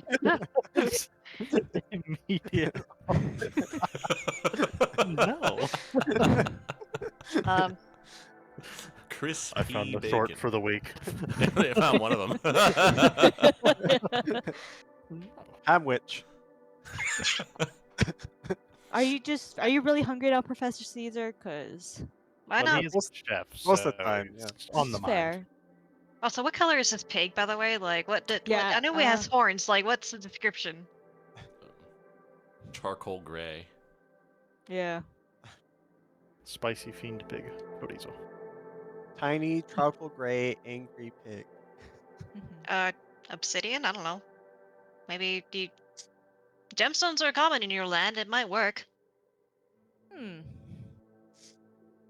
Malachite? might work. No, it's more green. Onyx. Look at his I was gonna say Onyx. onyx. Yeah. Hmm.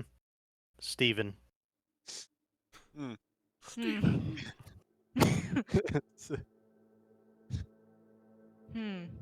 Steven. It can't Well, possibly be please, considered yeah. Steven. It's a contender. Okay, we're gonna sleep on it, but That's too real. that is my go-to name, so I have to consider it. I was just looking for- Don't piss him off. He's gonna write you a letter. Right, average James or so. Wait, Franklin. I don't know. What do you want? Well, Franklin's a deer. I feel like they need to be Oh, separated. that's so. actually a Right. good point. It was too soon. Never mind. Can't remind It's of a too tragedy. soon. Why not? Rest in peace on Franklin, who we've never met. Oh, We just see him yes. dead. Rest in peace, Oh. Franklin. I'll say, Deborah? I'm- Is he giving Deborah? Deborah! Is he Hey, giving? I don't know. Hank. Is he giving Deborah? Is he giving Deborah? Lily. Alphonse. Linguini. It's not the name of our professor. Was it? I was just saying random names as they came. Yeah, it is Alphonse lives upstairs. Like, is Well, that one of our professors Please that we don't love? blame him, Alphonse. Yeah, never mind. You sure? You sure he doesn't look like an I- Alphonse to you? See that why I just No, came I to don't mind. think he'd be happy. Hmm. That's true. Hmm. Is this strange little creature a he? Yeah. You know, it's not clear. That is Hmm. not my forte. I think you can kind of just choose the pronouns on that and stick with it.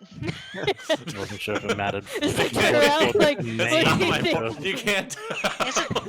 It's a magically created creature. I don't think it really matters. You can just kind of pick. I wasn't sure if you wanted to have a specific name, No, I'm not Vibe. really. Steven, or, it kind of implies one. All right, well. Yeah. I'm gonna Yeah. go say we can go on a break while Donald. you guys workshop Yeah, a big yeah. name. He's our new mascot. We have a double pig, double micro pig. Yeah, it's the pig and also Cash. So hear me out. We have a newer, smaller mascot than Cash. Change.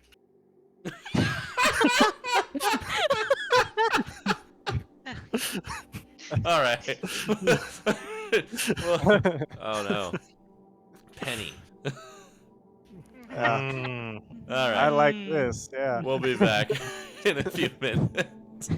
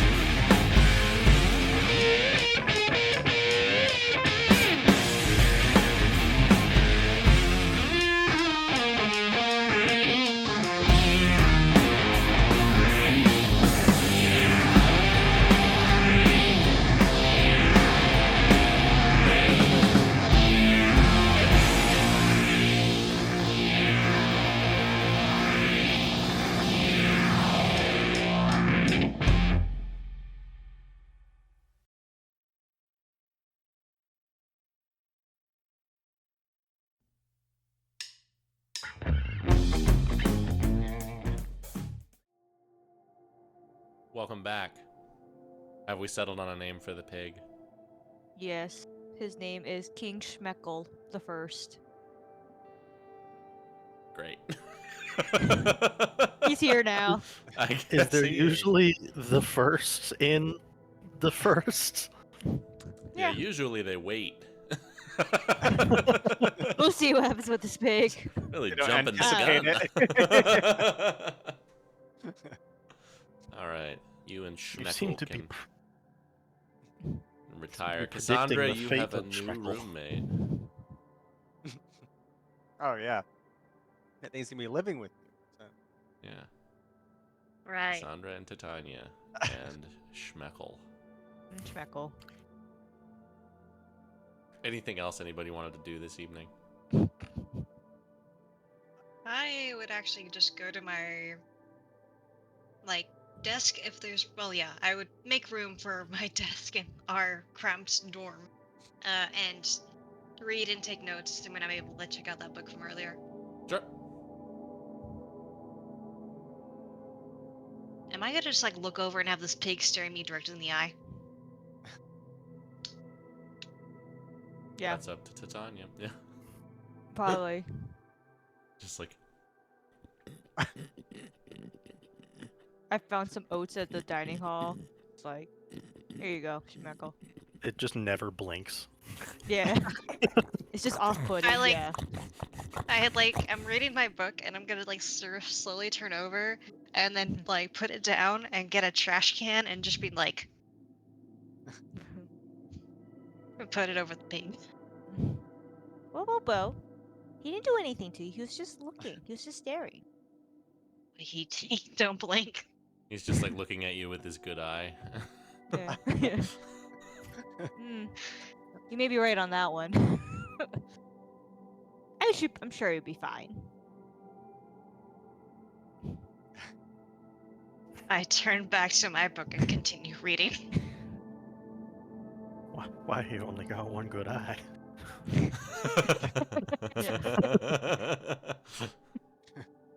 What happened to The him? other two don't work that well.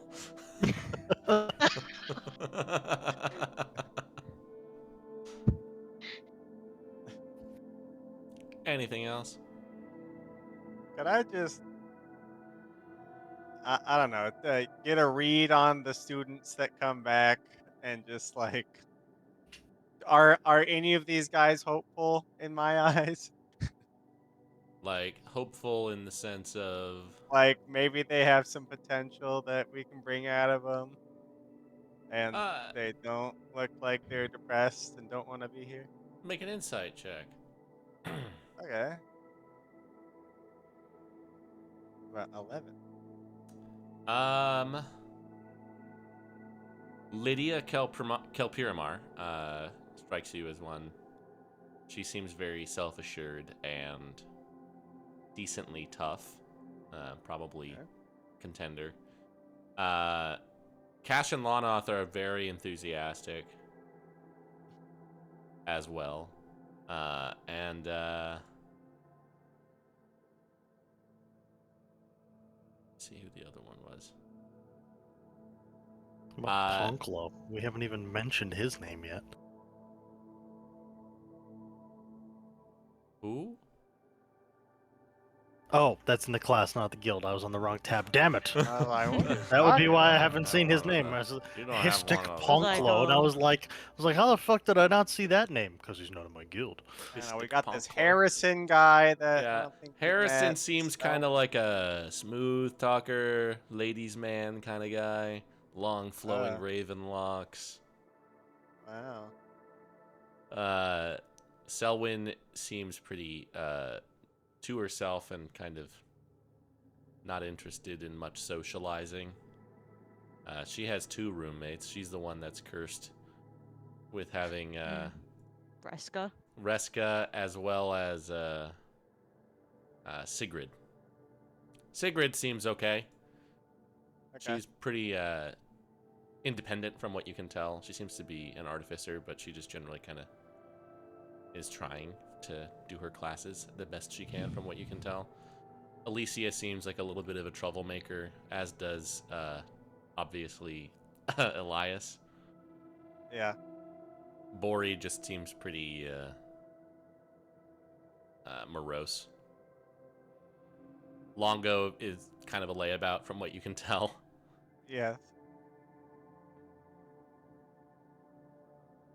All right.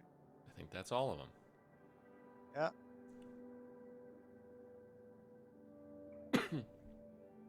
And obviously, Artemisia has probably the most potential out of anybody there. Yes. Yeah. Yes, for sure. Yeah.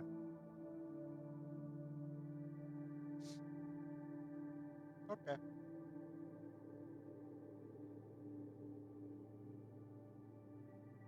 All right. The next day, it's time for casting class. Woo! We have 2 of you in War Magic and 1 of you in Deep Magic. In the morning, I presume Lorne will give his Yep. address. Of some variety that I did not think about. Fair enough. Just because that'll get really tiresome if I have to do that every day. Speech, speech, speech. Who would like to go first?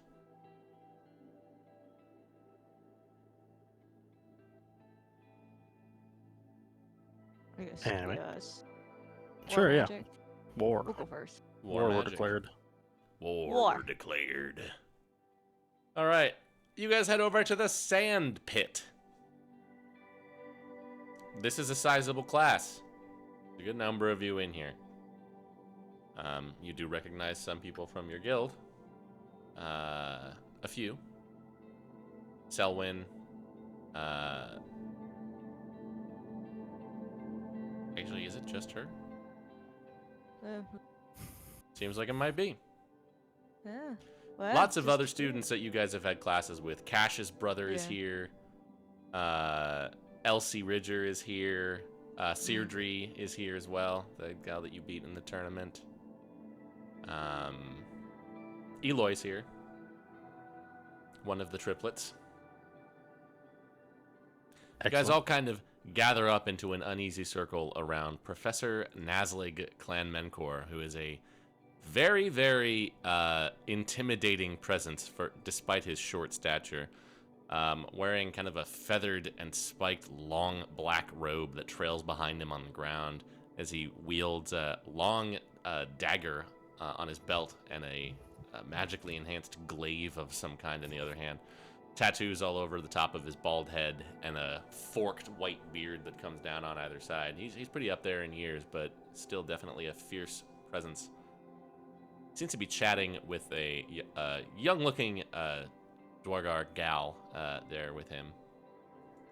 And he kind of sends her off back to the side before addressing all of you in the circle. Kind of has a loud, booming voice. All right. Welcome to day 1 of War Magic. I'm Professor Nazlig. Or as you'll call me, yes sir or no sir. This is a class that's not going to be about anything other than learning how to use magic to kill people and break things. You got to know how to use it so that you can kill someone before they kill you. Our first day of class here is going to be a little bit different than all the rest of them. I'm going to split you up into 3 categories. We're going to divide you out into the casters, the half-casters, and the marshals. And depending on how many of each category we've got, we'll divide from there as needed or combine. Now, you may be asking, how do I know which of those I am? If you know how to use any magic, you're probably going to be considered a caster. If you don't know any magic at all, you're going to be with the marshals. And if you know maybe like a little tiny bit, like your great-granddad taught you how to do prestidigitation when you were shitting yourself, then maybe you're a half-caster. Regardless, talk amongst yourselves, figure it out, and we will go from there. So you guys begin to self-select.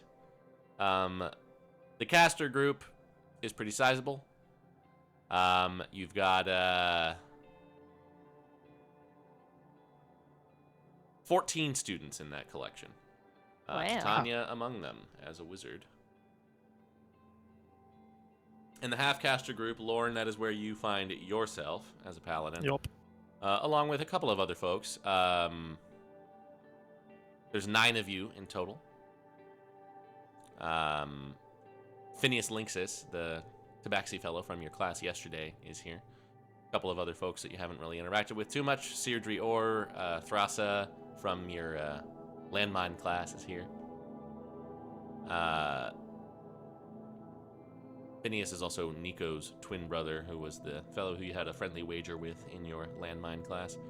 And then finally, there are 8 that are just pure martial, including Eloy and some other students that you don't really recognize too well.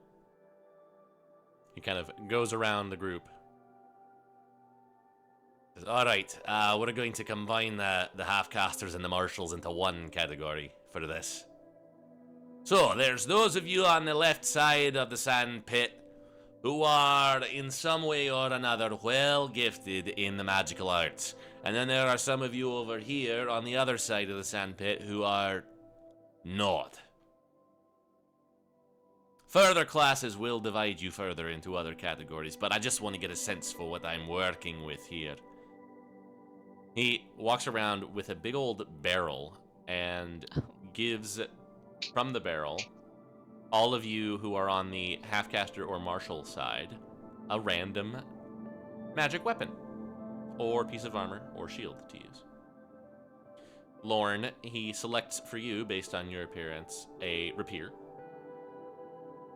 This is a magical rapier, and it can cast the cantrip Sorcerous Burst. Alright. We're going to do what we call a brawl. Oh. One side versus the other. Now, I hear you cry, oh, but there's more people without magic than there are with. How is that fair? It's not. Those of you who have casting ability, I'm going to expect more of you in this class. You're in War Magic class. Learn how to use your skills, or die trying. Now, obviously, you're not going to die. And for that reason, all of you, those of you on either side, I am restricting the use of magic to cantrips only. I don't want to see any funny business from any of you out on this field. I will bring down the hammer of punishment as I need to, and you don't want to see that. Also, he kind of points over at the Dwargar girl. None of you hit my granddaughter too hard, alright? Now, if you are cornered or otherwise find yourself in an untenable situation, tap out if you need to. Drop your weapon, put your hands on either side of your head, and walk towards the boundary of the sandpit. I'm not going to think less of you if you do so, but I might a little bit. You must work together as a team, alright? You're not going to get through this if you don't. Even if those of you that have magic weapons, gang up together, don't underestimate the power of the casters. They have the weave on their side. And those of you who are casting, play to your strengths. Keep it at distance. Play smart. Play in pairs. Play in teams. Alright. You are going to line up on that wall. You are going to line up on that wall. And when I blow the whistle, you're going to go. Any questions? Didn't think so. Alright. Well, let's get to it. He has you all head off in your various directions.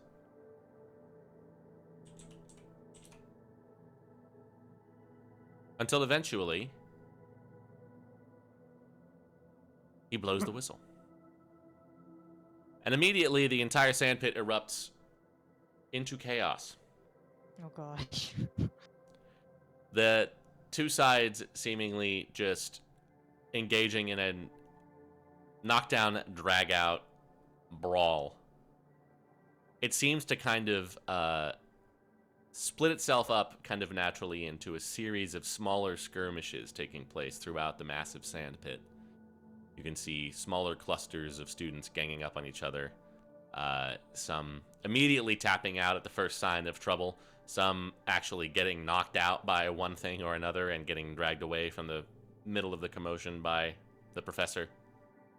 I'll have each of you make a check of your choice. See how well you perform in the first part of this bout.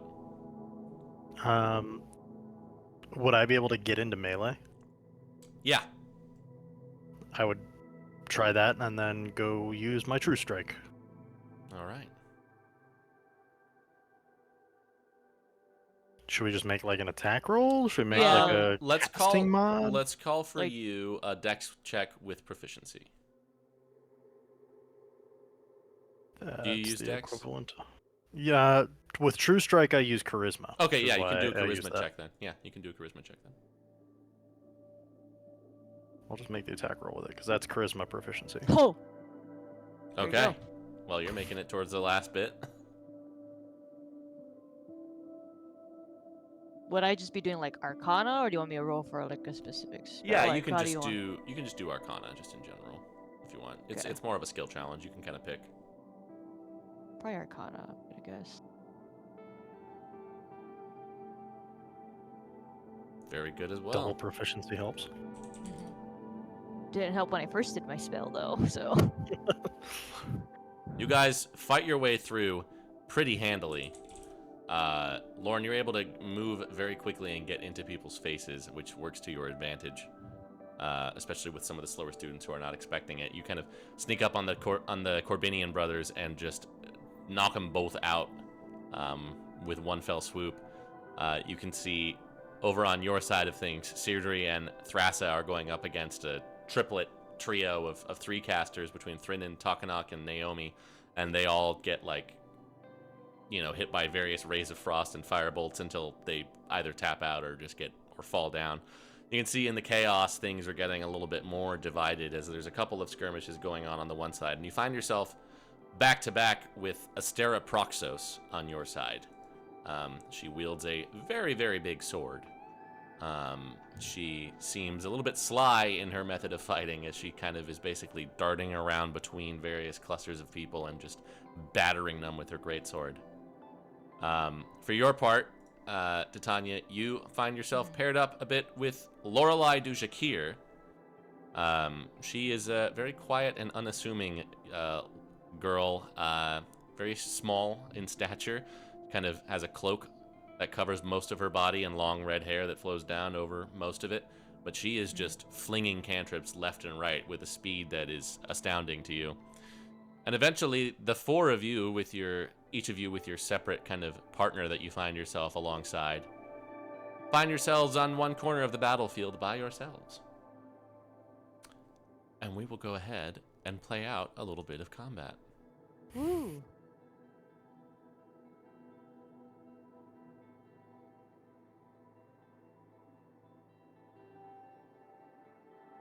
Trying to figure out. Yeah, we'll just have them both be yellow. Good. And we will roll initiative. Whoa, whoa.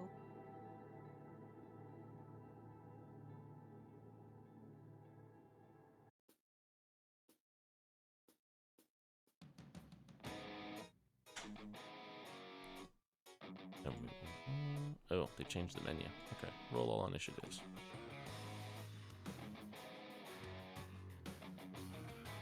All right, Lorelei is first. She is just going to immediately try to close the distance. And she will throw a Sorceress Burst over at Astera.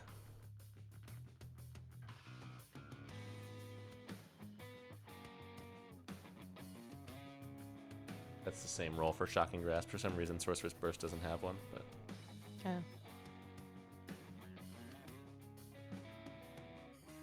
She misses. Lorne. Stick together, go for one. They're only cantrips. They shouldn't be able to have any area of effect, yeah? Sounds good to me. I'll go left, you go right. Head this way, and I will...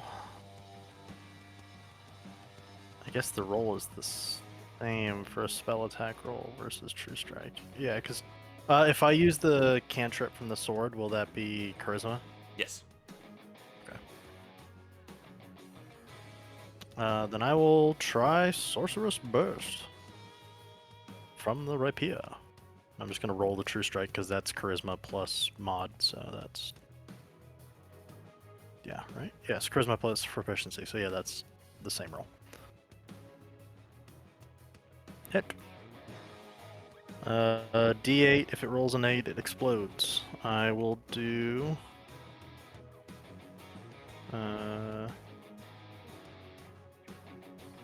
Cast a spell the maximum number of these D8s you can add to your spec. Okay, so it prevents you from being super lucky. I will do thunder damage. Oh, 8. So it explodes.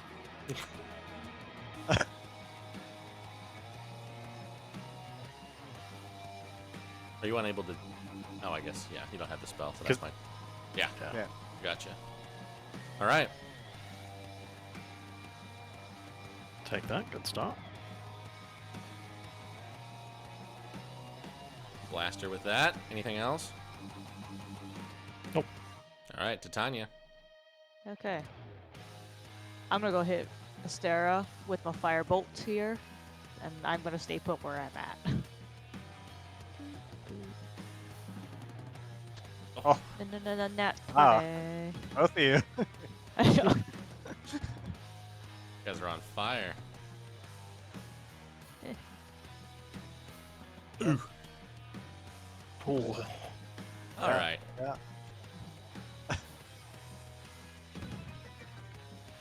Astera is going to rage. Ooh, Oh. that's unfortunate. I'm glad where I stayed where I am at. Run over here, and then she'll just dash to get on the other side of Lorelei. She has a flame tongue greatsword. Ooh, no. Lorelei's here. Oh no, Lorelai, you got this, girl. I just need you to hit. Got her. She does.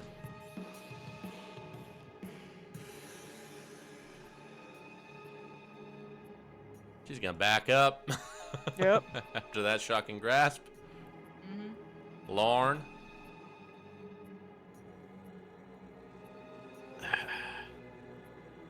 Yeah, still go for her. Pull out the rapier. Yeah. I really like the new True Strike. It's Yeah. actually good. Yeah, it's good. It's good. actually really cool. It's also not melee tied, so you could do it with a ranged weapon if you wanted to, which is kind of neat too. Oh. Titania. Yeah, I'm gonna go for keep him busy. I'm gonna try to take out Astera. Be my. Oh no, that don't work. Okay, I'm moving away.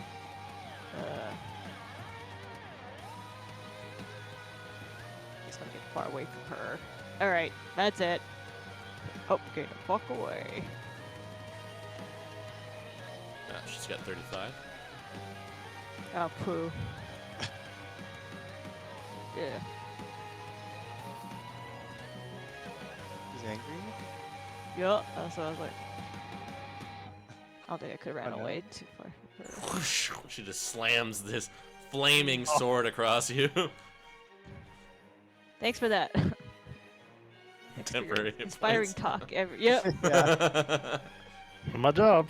And then Lorelei will go ahead and go for a shocking grasp on you, Lorne. Please don't do that. That looked uncomfortable. Oh, thank you. And she doesn't. Lorne!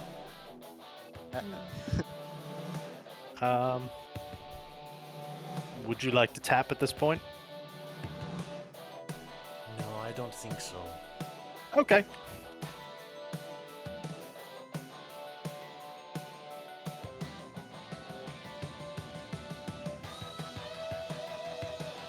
Did that damage roll do the thing? No, there's no damage. You just did an attack. See it. Okay. I was having internet issues earlier, so I was like, did it lag or did it just not take? Okay, I just did it a second time. I think I'm lagging. Uh-oh. There you go. Oh, There we go. Oh.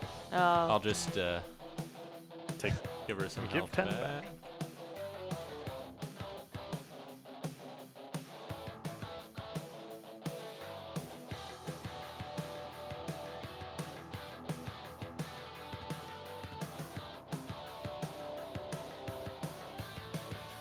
Okay. Titania. Yeah. I think I'm just gonna bing bong Astera. At least try to anyway. Okay.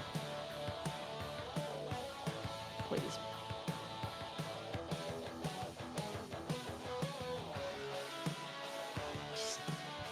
Still up. Okay. That's Her all I bing can do. Is not bomb. She's now bloodied, so she has advantage on this. Oh my god. Takes a massive swing. That would take her out. Ow. Brings you down. Ow. Slams you into the dirt. Yep. Lorelei will go for a Sorceress Burst at Astera. Yeah, that'll do it. And that brings Astera down. Lorne.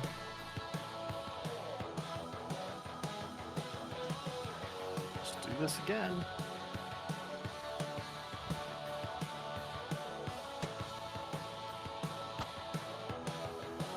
And that'll do it.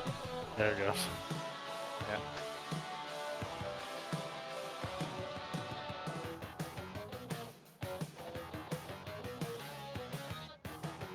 As you can see, a couple of the other students who have already tapped out come by to administer some potions. And you can see over, not too far away from you, Elias, not Elias, Eloy, is engaged in one-on-one with Elsie Ridger. And he seems to be getting the best of her, as he's just got like 2 daggers and he's just like going crazy, like You can see all of a sudden she just like thrusts a hand out and like grabs the front of his chest. I'll have both of you. I'll have both of you make an Arcana check. It's like, see this coming. Titania, you recognize this as she casts Inflict Wounds. Oh. And you can see he just immediately like has like the life force like drained out of him in the front, and he just kind of like and just collapses down unconscious. And she just kind of like looks up and around. She's one of the last people standing, but not for very long. As you can see, the professor just walks over and just smacks her with the side of his glaive and sends her like 20 feet flying through the air. And just goes, "Cantrips only!" Somebody, damn it, somebody bring me some of the potions. I got him. I'll come over and I'll just give him one lay on hands to wake him up. Good. Thank you. Alright, this is wrapping up. You just like, you and, you, he just points over to Tanya. Take him to the infirmary. Okay. I'll deal with that one. He just like, keeps walking over to where Elsie is like picking herself up out of the sand. Non-casters win. Enough. See, some of the people are fighting like... Return your weapons to the barrel, and gather around. You two come on back after you're done with that. Alright. And, like, you see him, like, walking over to Elsie. You guys bring Eloy over to the edge of the sand pit. Ooh. Yeah, she's tough, that one. Yeah, she's cheats a lot, so Yeah, gotta watch out for her. learning that. Spells hurt. I guess that's why we're in this class. Makes sense. Makes Good sense. to know. Yeah. Good to know. Thanks for finding that out for us. Good Yeah, shot. Good I'm shot. always trying to gather information. I think she collapsed my lungs. Drink a potion be- about it. I'm sure you'll be all right. Yep. Don't be so dramatic. Yep. Go So on. she's All she's right. like what, Yeah. a friend of yours or something? Of whose? Hers, Titania. I mean, we're from the same place, and I know her a little bit, but she also kind of got me at my other class, so I don't know where we're standing right now. Cool. Yeah. Kind of a stinker. You guys, Yeah. Dog eat dog. guys get him up to the infirmary. One of the professors is there. The one who you met earlier in the week. She Yeah, tells you to just leave him there and go back to class. You good, bud? So good. All right. At least you have a good story.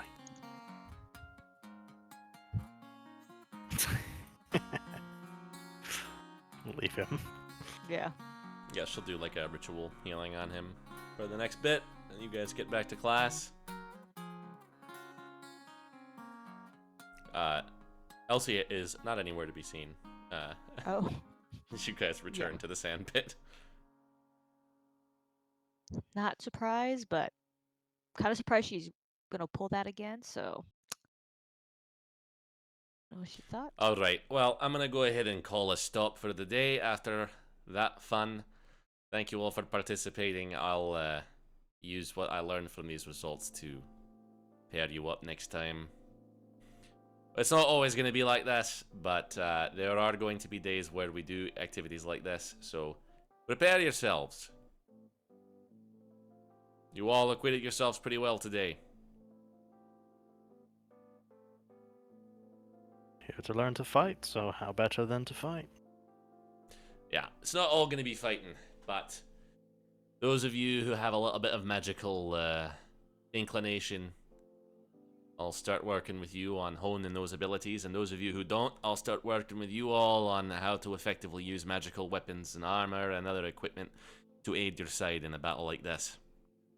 You're going to find, if you're ever in a real-world combat situation, that it's going to be like this. The casters are going to have a very heavy advantage because they can strike at a distance with great accuracy, and they can inflict massive damage to large groups of people. Going to teach you how to handle that, how to maneuver and organize yourselves to effectively avoid the worst that a caster can do to you, and how to quickly maneuver up to their place of hiding or vantage so that you can bring them down and level the playing field a bit. Meanwhile, for those of you... Scary lady with big swords seemed to do just fine. Yeah. Till she got knocked out. Well, at the end. Right. That's the thing.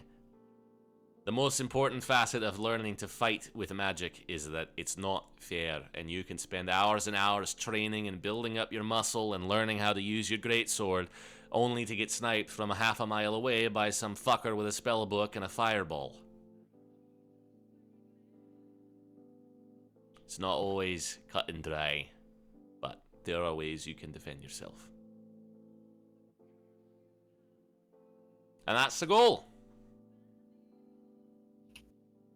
And also, I appreciate all of you who are still here for abiding by the rule.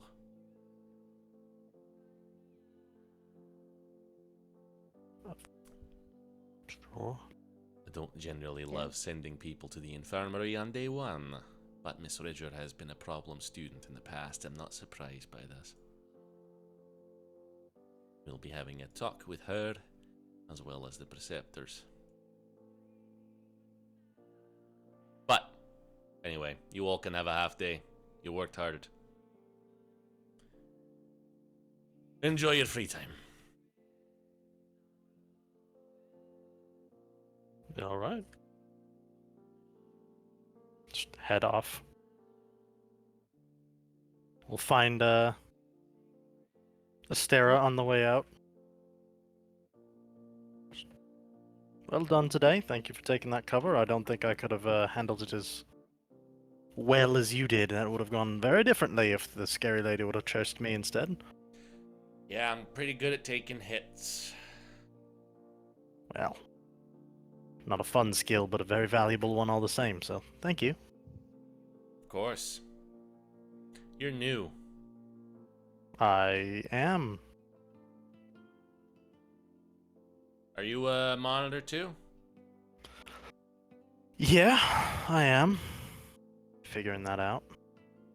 How's Eloy? Why do you ask? Because he just got absolutely I- fucked up by that inflict wounds. Yeah, sorry, I was thinking of Elias. You had my head going on the guild, and I was like, what did this idiot do this time? No, Yeah, he's no, in my he's- guild. He's our yeah. idiot. Yeah, well, they travel in herds.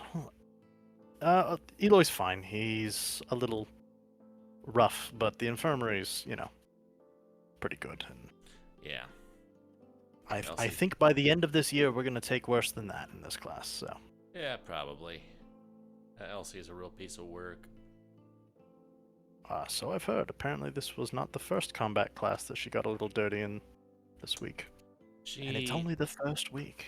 In my experience, people like her tend to push the boundaries a little bit at the beginning of the year to see what they can get away with this time around, but she should mellow out.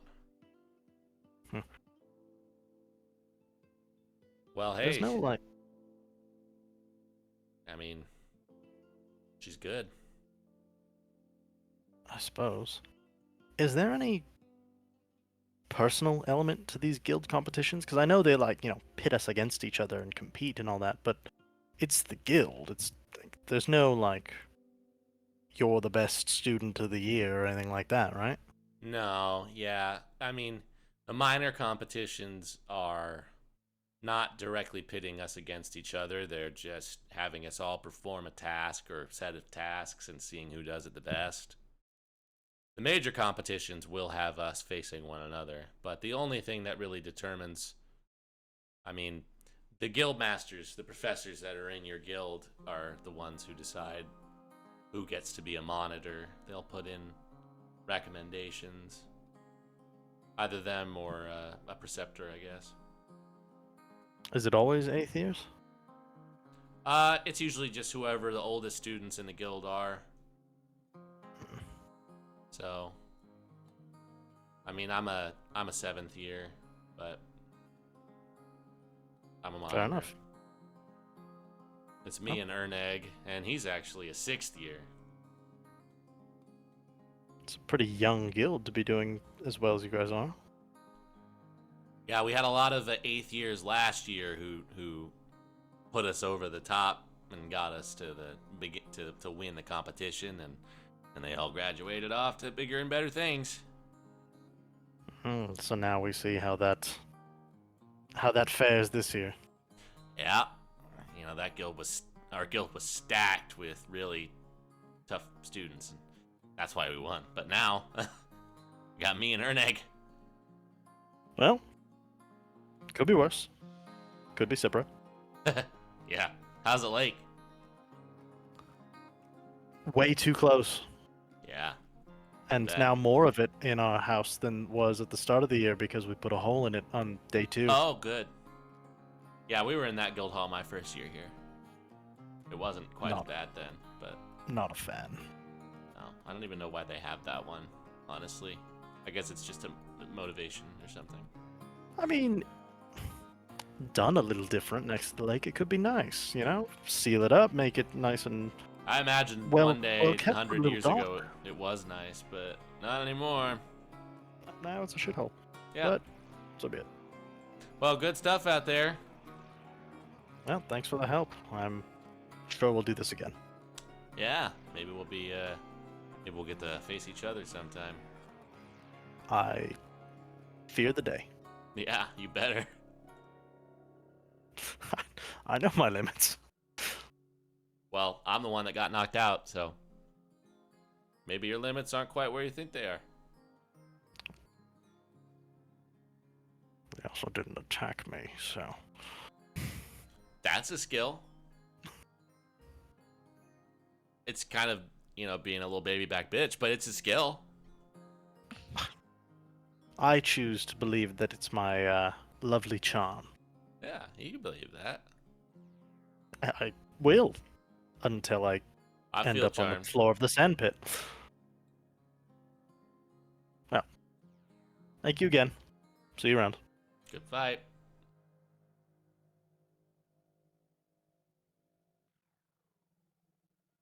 All right. Meanwhile, in Chaos class. Sorry, Deep Magic class in the Chaos lab.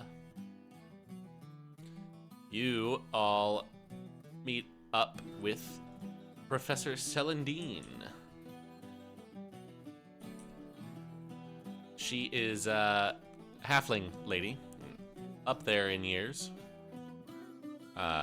She has like a very well-coiffed leather trench coat. She kind of walks with this ornamental cane. Her hair is up in this big, like, poofy arrangement. Class is pretty sparse. There's not a lot of you in here. As you guys gather up outside the Chaos Lab. The Chaos Lab is a very strange-looking building compared to the rest of campus. It's a big, tall, obsidian spire in between the other two towers there, nestled among them and the forge. It seems to be constructed out of primarily obsidian, but also lead and adamantine. You guys see out front is Professor Celandine, as well as another professor, an orc fella, who is wearing like a kind of like a purple. It almost looks like a graduation robe, kind of. And he has like a little book that he's holding in one hand as he's looking over all the list of students.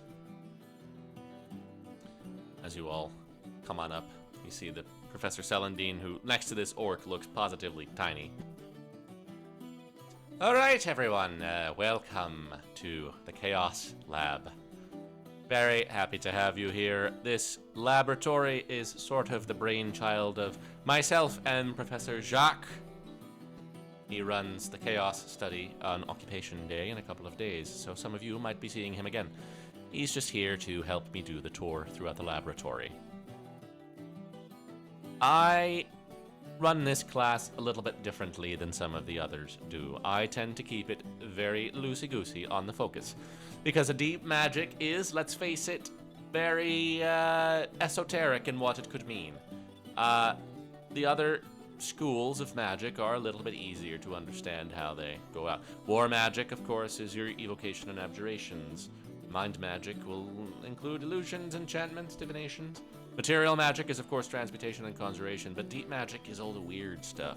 All the stuff that's a little bit out on the fringe. All the stuff that the people like us, who are a little bit sick in the head, find to be just intoxicatingly interesting to study.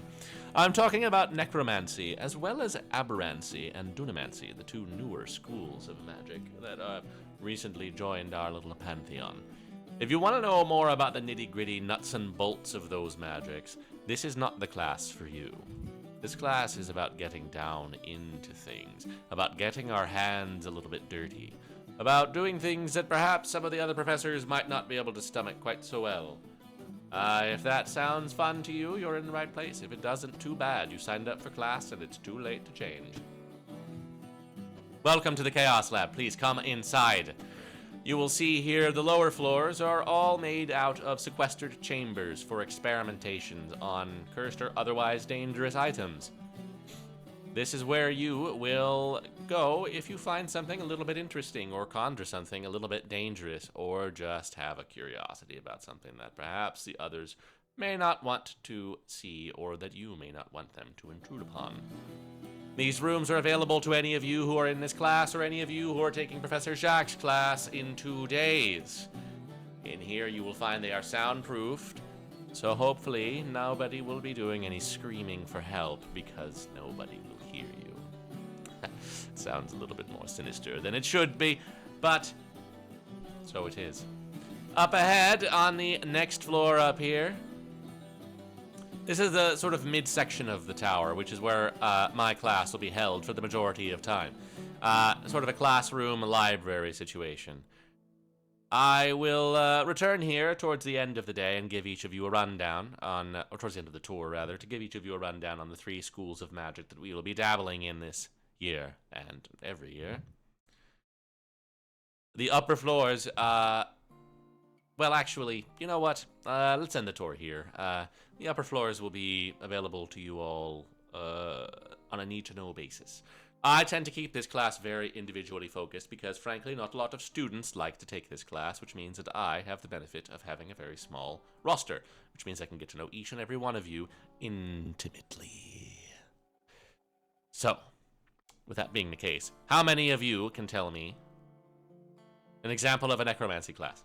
A necromancy spell.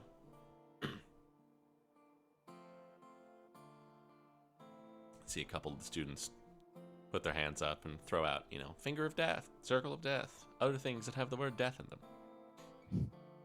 Yes, necromancy is a school that has to do with life and death. It has to do with the essence.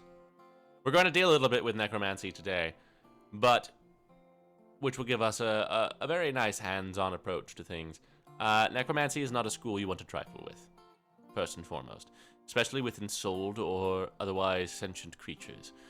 Necromancy is, of course, used to bring things back from the brink of death or from beyond the pale of death, but it's also used to conjure up particular things, to deal damage to the souls of creatures, and to commune with particular planes that have to do with things that have expired or otherwise ceased to be. Now, Druidomancy is a somewhat newer school of magic. Any of you who were in Arcana yesterday probably heard some of the spiel from Professor Jack, and many of you who were in Spellcraft may have also gotten a similar bit from Professor Alka. In this class, however, we will be getting down and dirty and hands-on with Druidomancy, and it can get somewhat strange and a little bit dangerous. Druidomancy deals with the fabric of reality itself, especially those dimensions that seem at cross purposes with our own.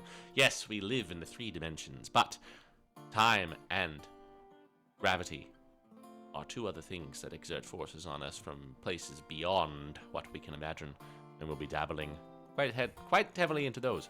Aberrancy is just weird shit, and I love it so deeply. I am a wizard of aberrancy myself. I have a spell book to prove it, and I've seen what it can do. You learn aberrancy spells in a much different way than you learn others, and any of you in here who are wizards or otherwise magically inclined will have the opportunity to delve a little bit deeper into it than perhaps the rest of you can. It's definitely something that's a bit it's not for everyone, we'll say. That said, I'm going to give each of you a dead rat. Let that float in the air a little bit. Yes, I'm going to give each of you a dead rat. You're all going to take a seat at one of these tables here. And I want you to practice etching runes, whilst I come around and speak with each student individually and get a better sense of how I can best serve your educational purposes. Now, this rat skeleton that you will be receiving, and this set of runes on this curved dowel, I want you to copy one to the other. Just see how well you can do. You're not trying to bring anything back to life, although if you could, of course, that would be very impressive. Some of you who have been here for a few years might be able to accomplish such a feat. This is more to test your dexterity and your ability to interpret the runes and their purposes, and what parts of the rat might need what parts of the rune. So have fun with that whilst I go around.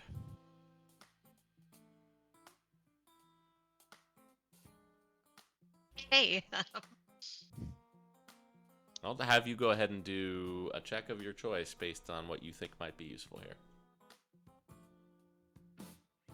So she said we have runes and obviously the rat skeleton, right? Yeah, she basically gives you like a dowel with a bunch of runes carved into it and a rat skeleton.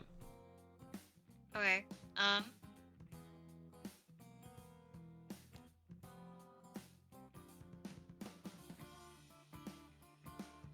guess probably. Well, I'd see if I would recognize any of the runes just from Can make an Arcana check. overall. Yeah. No. Oh my god, my average is garbage. Okay. Cool. You sit there for a good while, like, what am I looking at? Like, some of the other students as well are like.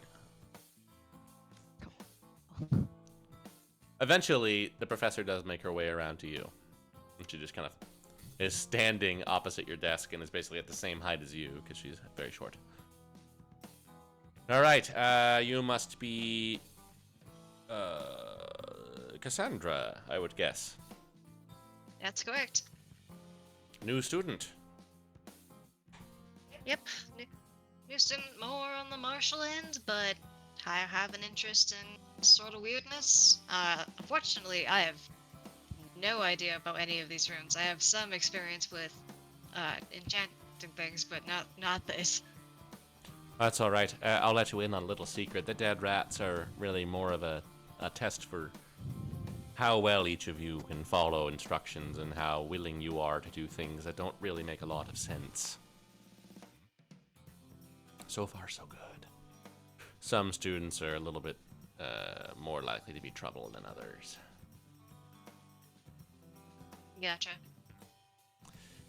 Well, I will ask you the questions that I ask every one of my new students. First and foremost, what would you say was the strangest encounter you've ever had with magic?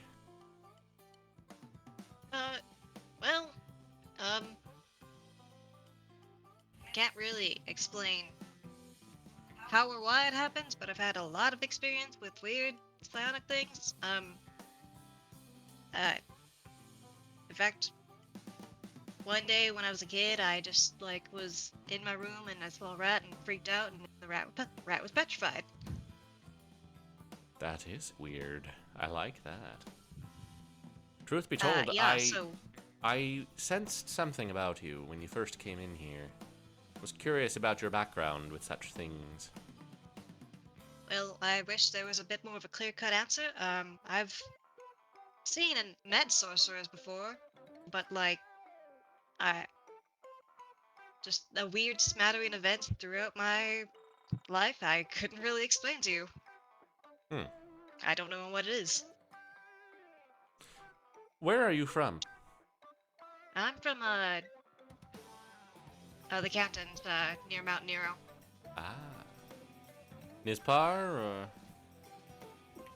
Niznan. Ah, other side. Alright. Interesting. What other classes are you taking? Well, I'm actually also taking that chaos magic class Very good. held by your associate over there. And then Arcana, because I have an interest in this sort of thing, so I am interested in learning more about it, and the weirdness of different things that aren't usually talked about I have an interest in. So I have plenty of time to study, I just don't know exactly what to study. Normally I ask my students what they're hoping to get out of this class, but I think you've already informed me of that. You're curious about psionics and latent abilities of that nature? Pretty much. I mean, both for maybe answering my own questions, and also I do just have a passing interest in the weird. Well, you've come to the right place. Generally speaking, I hope so. from my knowledge, psionic abilities are a result of a... Well, they can be a result of one of two things. They can either be evidence of a spectacularly capable and strong mind and mental presence, which could be the case for you. But they also can manifest themselves similar to sorcerer abilities or other innate magical happenstances when one is touched by another plane or an extraplanar entity or something of great power from beyond. Normally, we tend to associate them with aberrations because of the presence of things like illithids and other such creatures that dabble in the psionic arts, but it is not unique to aberrations.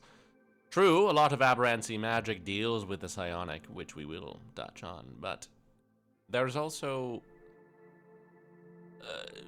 in recent centuries, the planar connections have grown unstable and strange in their relation to each other.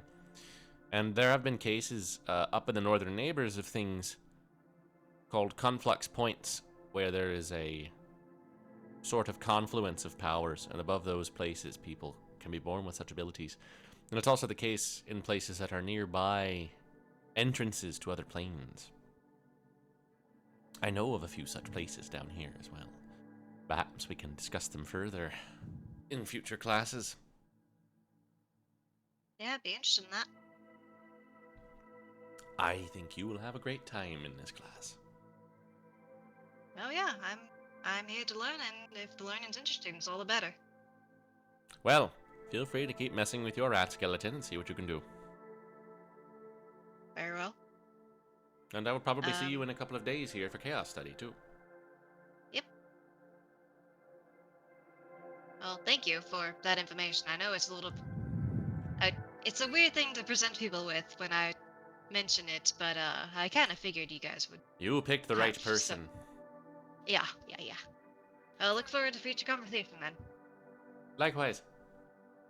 Uh, After she leaves, I would just start experimenting with some of the runes and just start etching some of them There just you to see what they do. She wanders off. You just hear, Elias, stop throwing your rat at people. I'll just have you do another Arcana, just to see. Okay.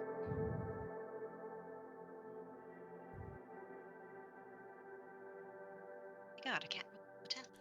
You get practice with the etching and with the minute details of it, and you do pretty good at that, which is no surprise considering your history with jewelry. But the magical meaning of a lot of it is kind of lost on you. You start to develop an understanding of the patterns and how they kind of work together, but you don't really know what they actually do, and you're not really able to get anything to happen. But you start developing a bit of a sense for it anyway.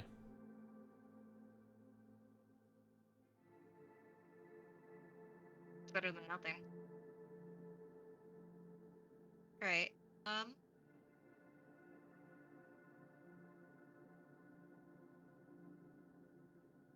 I mean, I would just keep messing with it, so that's Yep. probably about the extent. Yep. That's pretty much the day for that class. As you guys file out towards the end of the day, you look and you can see, like, seems like most of the students from the War Magic class have already gone off and done other things. But before that, Caesar, Yeah, how's your day going? What are you I'll, doing? I'll get with Professor Jack and work on those panels. All right, easy enough. Or by that, I mean I will hand him the panels. Yep. Kind of give him a And rundown then, of what you want. And yeah. Does anybody else use the track field? Or is it just my class? it might just be yours. Like, should I just start setting You up can my if class you then? wish. Yeah. Yeah, I'll start doing that, and then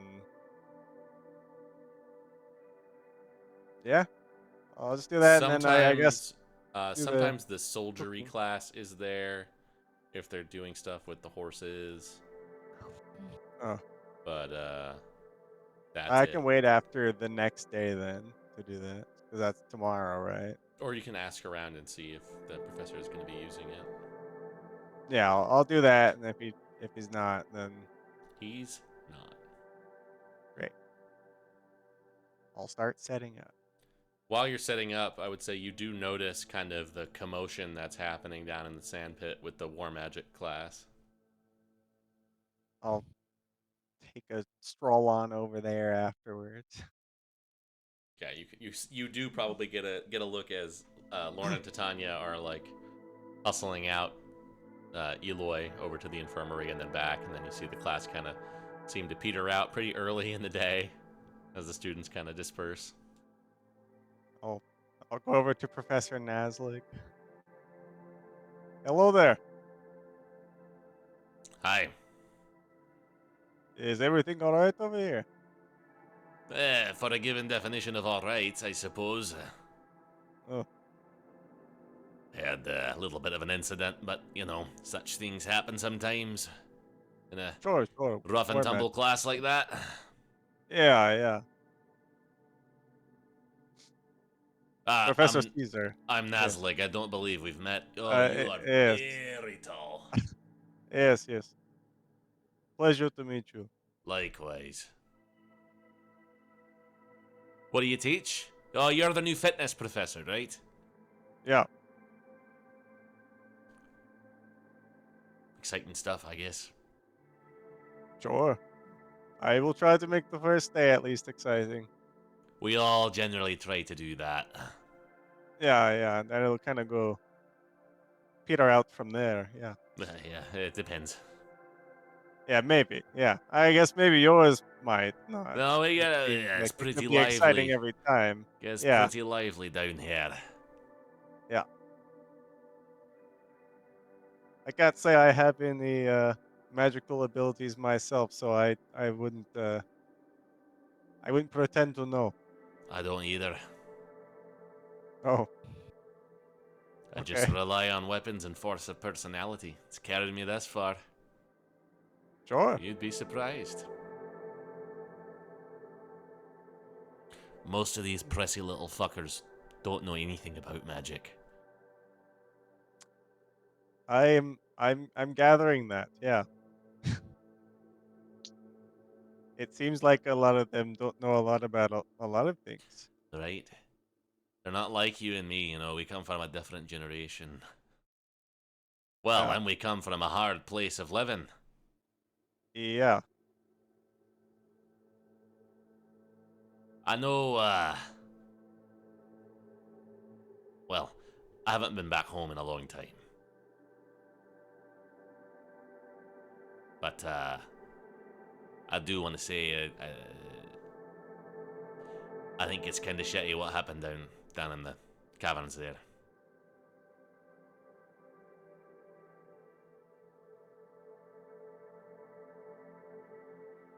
Well, thanks for saying it, I guess. I would like to think that if I were home when that was going on, I would have tried to put some kind of a stop to it. I don't honestly know, but I would like to think that. It is hard to stop that kind of stuff when the whole clans are involved in so much. Yeah, that's why I'm here. Yeah. This here, it's simple. It is long in the past for me. I spent some time down at the cleft wall, so. Ah, well, thank you for your service. Yes. Yeah, it's very different and simple down there. Simple's good. It is. We find ways to make things complicated here, though, don't worry. Yeah, that's for sure. Say, I'm in Cypra. I'm sorry to hear that. Did were they in that building last year? No. No, they barely squeaked by the year before. Or what's like second worst then? I don't know, I suppose that's a matter of personal preference. I mean, But- like the guild hall. Yeah, the two by the Great Hall are not necessarily great, because you're just, like, right up in the middle of everything, you know? Oh, yeah. I like the one by the amphitheater, or the one by the east and west field, that one over there, Yank Hall, that one's alright. Track and list can Wait. make a lot of noise, and you get a lot of traffic going to and from the library. So Jax So is really not not great. like most of them are great.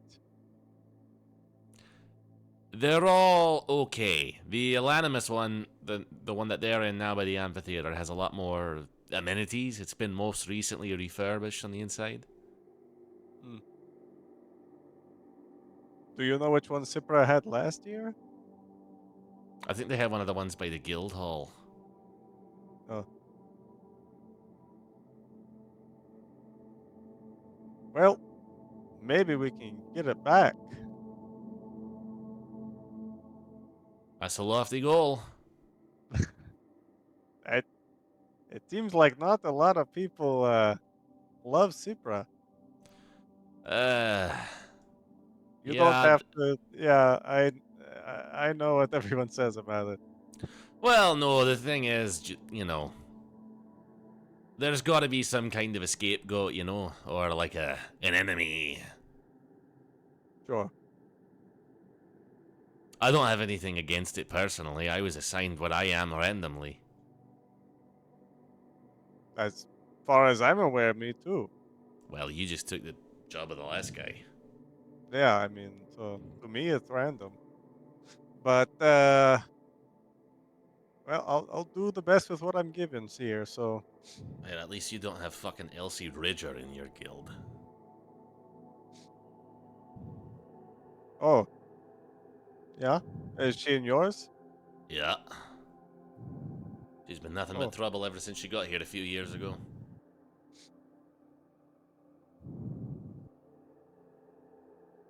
do they not kick people out of here, or is it just because she's They generally avoid it. okay? Don't want to ruffle Well, feathers. sure. All right. Well, I am slowly setting up my big exciting class, so I will get back to it. Best of luck. Thank you.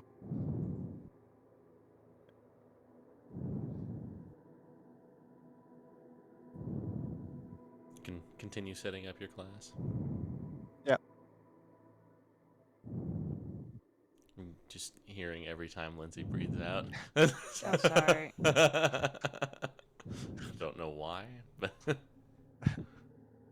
What to do about that? Just pull out away from you for a second. Yeah, there Like you go. that. and is there anything in particular anybody wants to do with the rest of their day? Um,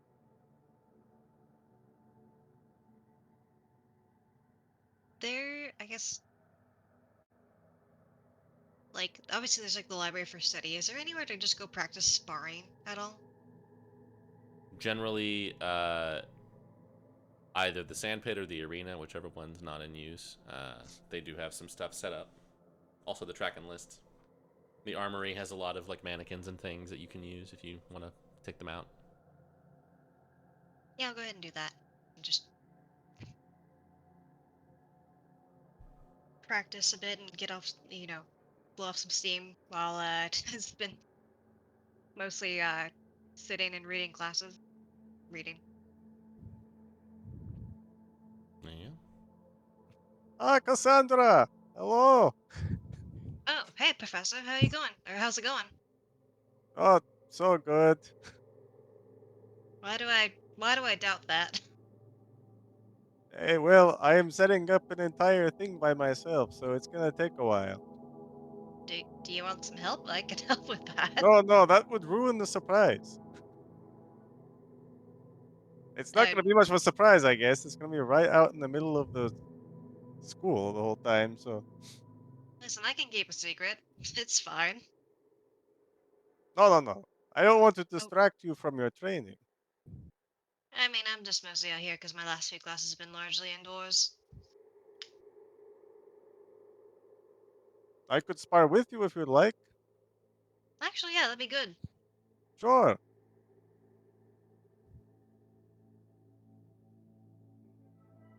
I'll get out a lance and start practicing with that.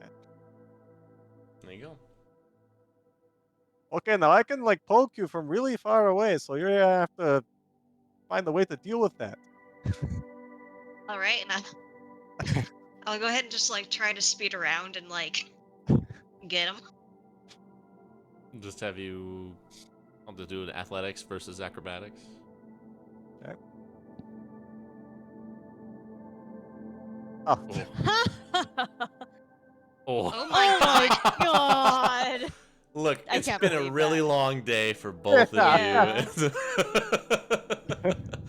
Dude, They our have the. averages are garbage. You guys feel like you're really like you're going at it. You know, you're making big strikes and swings, dodging left and right, moving really quickly, and having extremely powerful hits.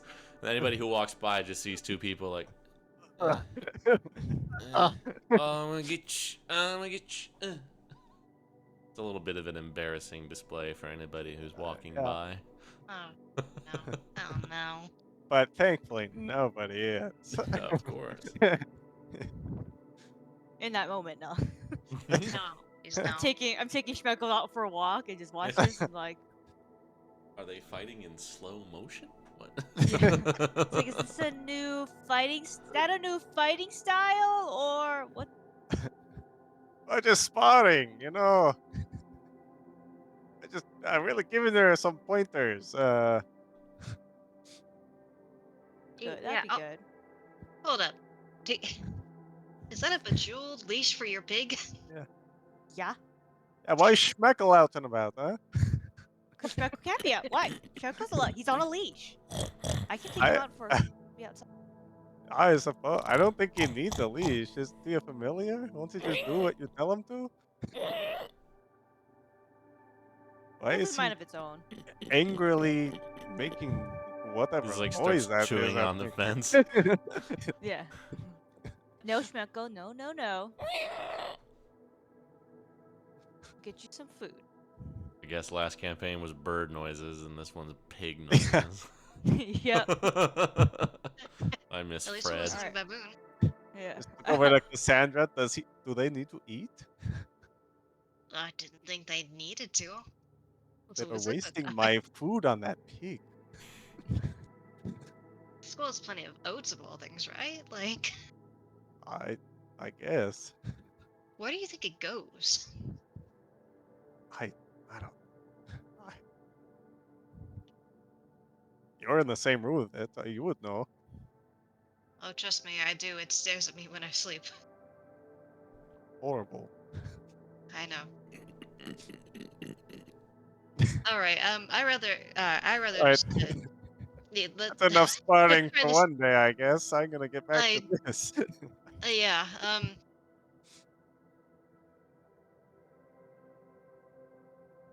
Like. I'll start heading back, and just hold the pig over my shoulder. It's just like Just staring stares at, at you. at Cassandra Yeah. as it walks away.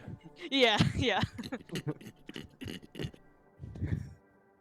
Professor, if I end up dead one of these days, it's a fucking pig. Okay, I'll keep it in mind. Just I think it's motioning at us. How intelligent are pigs? I didn't Not. think very, but I could be wrong. Anyways, if I end up dead, serve pork chops at my funeral. Okay.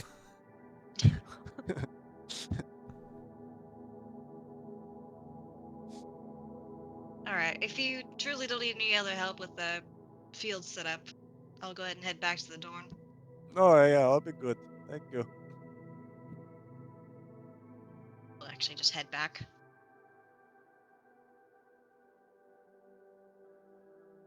Anything else for anyone?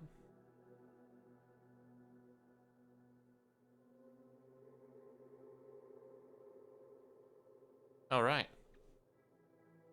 We will advance to the next day. Today is Occupation Day. No, it's not. It's Yeomanry Day. It's a very slow learning day for all of you. Some of you are heading off to your Worldly Studies class in Classroom A, and some of you are heading off to Social Studies in Classroom C. Wow. We can Fast forward that one. we can advance through this one rather quickly, probably.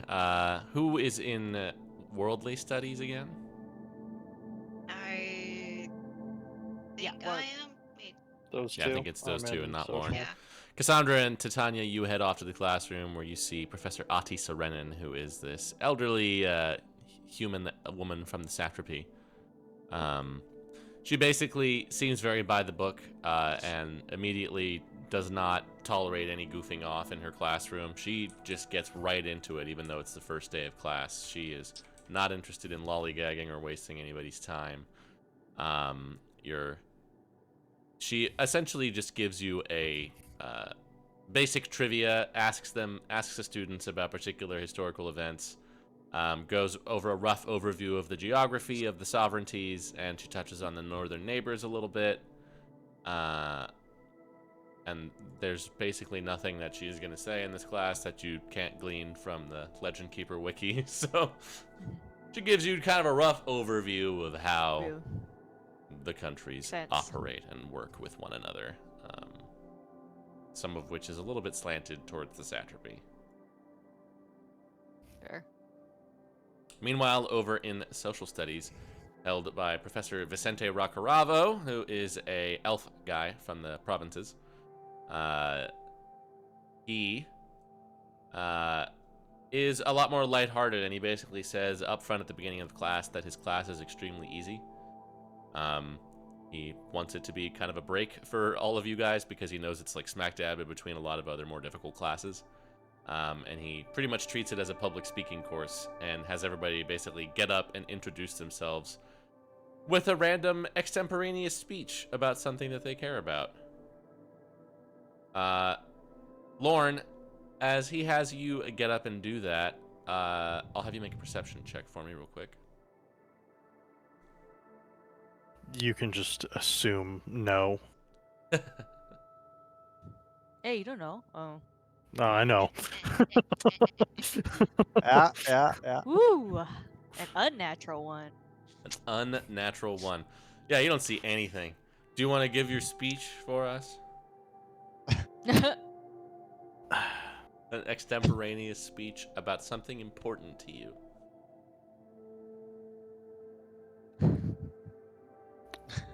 Lauren will just be a kiss ass for this because it seems funny, and it's like, well, I know that this is the sound of this class seems to at face value to be something that would be dreaded by many, but I think the skill of interacting with another person and finding what's important and finding a way to both like and be liked is such an important skill, and blah blah blah blah blah, and just talk about being a kiss ass and see if he picks up on it. Kiss ass about being a kiss ass. Wow. That's Yes, sweet. and I'll see if he. Just do a general charisma check. Okay, I have all of those skills, by the way. So you can add proficiency. I'm gonna go with performance. That feels right. Yeah. Yeah, it works. You can tell the professor is also something of a smooth talker as well. So he's just like, oh, very good, very good. As you get towards the end of this class, you realize that Artemisia is not a big fan of this guy. She's also in your class, and she seems to feel like he's a little bit too laissez-faire with the way that he handles things. So as he goes out and kind of finishes things up, he says, all right, now, I know that a lot of you are very good at talking in public, and a lot of you are very not good at talking in public. So I've devised a foolproof system of pairing you each up, which is basically just going to be whoever you're sitting next to. So, this goes around the room. And, actually, yes, Miss Artemisia, I think you would do well pairing yourself up with Lorne for the duration of this year, because he seems to have a real knack for the interpersonal connection that I sense you lacking ever so slightly. Slightly. So, the two of you will be working on a couple of projects together for this year. Won't that be fun? You're both monitors of the same guild, You'd just be perfect. It's so easy to see each other all the time. Yeah. See, Artemisia is just... Don't worry, it'll be fine. I'll do it. This class is easy. You guys get out at like 1 p.m. And the day is yours. Professor Caesar, how will you be spending your day?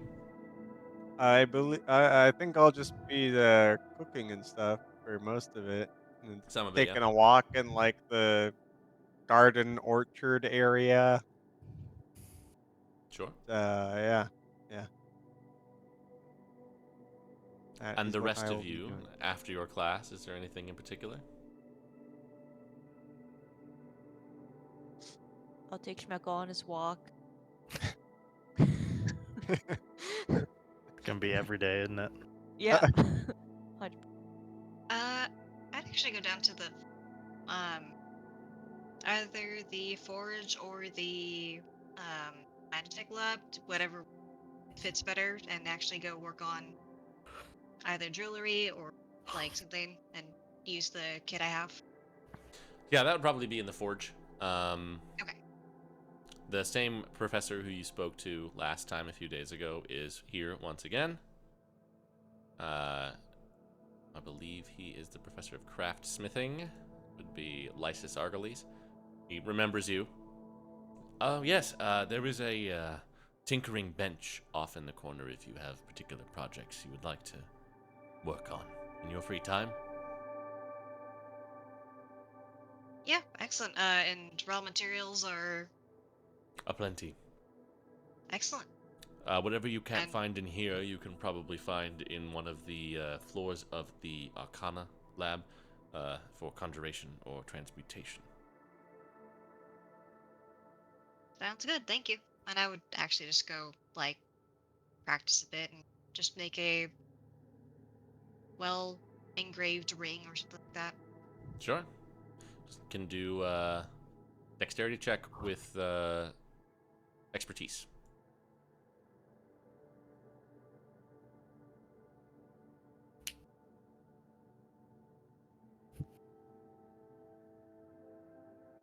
Um, what was with expertise again? I'm sorry. Double proficiency. Oh, okay.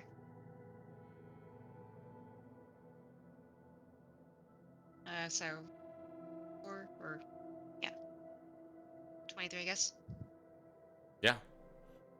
You are able to, over the course of several hours, kind of successfully create a decent piece with the materials they have on hand for you. It feels good to kind of get back in that saddle, working with your hands on something again.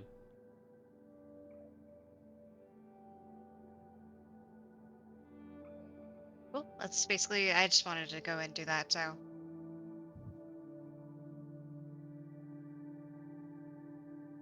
Anything else anybody wants to do with their day? I will go to the 6 to midnight. Good number of students in here on this night. The yeomanry day is a pretty chill day after the first 4. It's first 4 days of classes are pretty rough. This is where things start to cool off a little bit. Lauren will, you said there was like a little bar in there last time, right? Mm-hmm. Lauren will go behind the bar and start rummaging around and perusing, seeing how well it is stocked and what he can do. Not super well, but you know there is a little bit to work with. There's also a lot of coffee and stuff as well, coffees and teas and things like that. A couple of more adult beverages, but He'll just take stock and come up with a list of things he would like Things to he have can- added. And then he will try and start up a game with anybody who would like to play. yeah, there's definitely some people in there who would take you up on that. Let's see, Longo's in there. Nico, your Tabaxi friend, is in here as well. Oh, perfect. Straight to him. And another Tabaxi that you don't recognize, a gal kind of sitting over there with near Nico. She's got some armor on. I'll head over to Nico. Lorne, friend. Hello. So, after our last meeting, you put a hole in my house and said you owed me 10 gold. But this has allowed me to convince the professors to work on and improve the living conditions, so I think we're square. You're welcome. That being said, I did enjoy taking your money, and if you're interested in losing more, and I'll just hold out the deck of cards. All right, you have convinced me. Have you met Nem? I don't believe so, not yet. He just kind of points over to the slightly more timid-looking Tabaxi girl. She's, hello. She's never one to turn down a game. Longo, a game? Oh yeah, you know I'm in. Excellent. And just start doing, like, the way extra shuffle. Wow. I know enough about cards to know that this is not necessary, but it is impressive. But it's fun. Yes. What do you play? I play whatever the dealer deals me. It's not my Look deck around. of cards. Look at Longo. Poker? 4 card? Works for me. There we go. Just start dealing around. Just have you do a couple of deception and insight checks. Well, one of those will be good. Ooh. Will it? Nope. Oh. How much? Oh. Oh, that's a 20. That's That's a awesome. 20 from Nico. Oh And a boy. 16 on the die. Oh. And then here's for Longo. Oof. That's a 7 and a 8. And then for Nem, an 18 and a 6. How much So money did Nico you put runs in the there? table. Yeah. I was gonna do the same 10. Then yeah, Nico runs it, takes the 40. This was fun. Ah, well, can't win them all. In games of skill or chance. Well, in games of chance, I always win. With your skill on the landmine thing, that's a little bit different. Just getting creative. Say, Hard to get creative with cards. I hope you don't take this the wrong way, but who are you exactly? I am Lorne Rabil Karen. You have to be more specific. Right, but like, where did you come from? We don't get a lot of 8th years showing up randomly. And especially Yeah, I've been not ones getting who that a become lot. monitors. Yeah, that part I don't know why. I didn't ask for the gig, but here we are. No, I'm from Emmett's Junction, in the provinces. I grew up near the triplets, but not immediately related. We were friends, but don't worry, I'm not like that. Oh, they're fun. Oh yeah, they're great, but just they seem to have a reputation, Oh, and when they people do, hear my yeah. name, they suddenly have Oh, a certain yes. expectation set for me, which Oh, yes, they do. I'm working to circumvent. But yeah, That's nuts a big word for this late in the evening. hasn't. I haven't seen that many interesting drinks for it to be that hard yet, but what do I know? Yeah, you only looked behind the bar.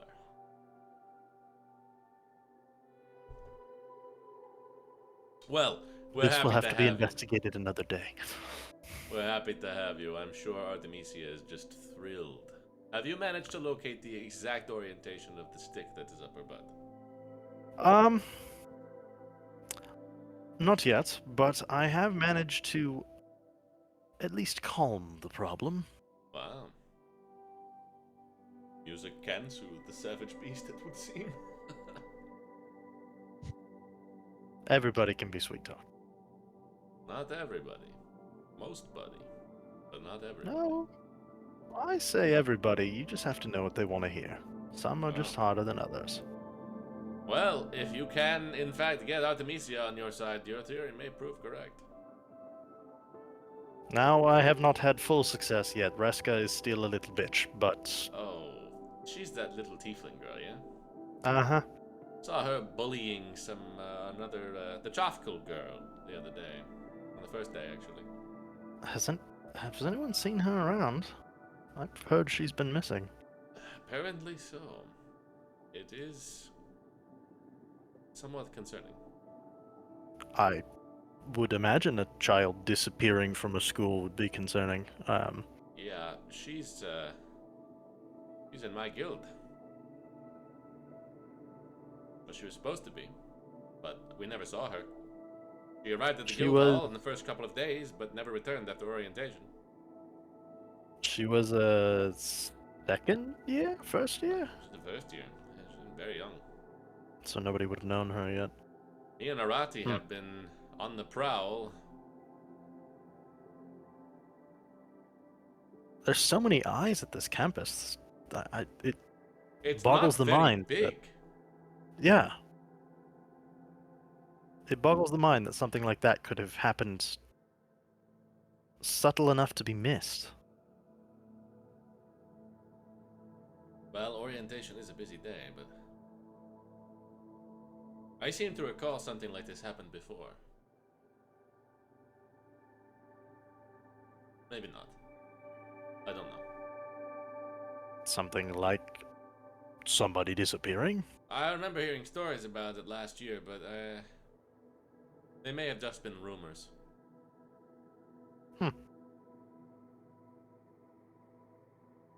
Might ask after it. You might. Or you might not. I'm the new guy. I can get away with it. If I go barking up the wrong tree, I can just plead ignorance and beg forgiveness. It's fine. It's only going to get you so far. It's the first week. I have enough wiggle room for now. Well, then by all means, get wiggling. Please never say that again. Well, this has been fun.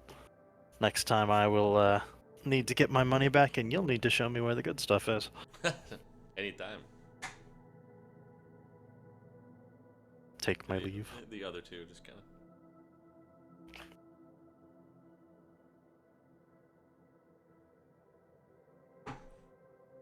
Anything else? All right. Thus endeth Yeomanry Day. We move on to occupation. Similarly, you can kind of go through that part a little bit more quickly as well. Two of you in Chaos Study, held in the Chaos Lab. It is a very similar day to the Deep Magic Day that Cassandra had. You guys arrive. Professor Jacques is there, a bookish fellow. As you guys arrive. Hello, I am Professor Jacques of Maclash. I hail from the Tristan Dominion, and I am here to help you uncover your inner potential. Many of you who enroll in this class have some kind of innate magic, and even those of you who don't probably have some kind of ability that makes you unique. Now, for those of you who were here a few days ago for Deep Magic with Professor Celandine, today's going to be a somewhat similar day. I will take us through the facilities that she and I have curated over the last years, get you acquainted with them and the premises. And then I will be going around and speaking with each of you for this first class as an opportunity to hear from each of you individually what makes you special and what you're interested in this class. Are we ready to proceed? He takes you guys in. You get a very similar spiel about the Chaos Lab. He doesn't have you guys write on rats. Instead, he basically just has everybody sit in a sort of a kumbaya circle while he goes around and speaks to each of you individually. Stops in front of Titania, about halfway around. Ah, hello. You are another new student. Yes. What makes you special? Well, isn't it obvious? Yes, but I want you to tell me in your own words. Well, I'm gonna be the best wizard fighter that anyone has ever seen. Ah, a combination of the two. Arcane and martial prowess. I bet you'll pull it off. What in particular would you like to get out of this class to help you on your quest?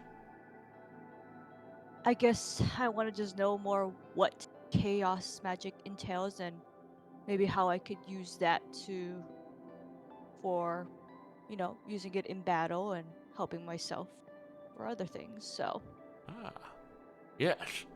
Well, Chaos Study is about that innate power that is within all of us.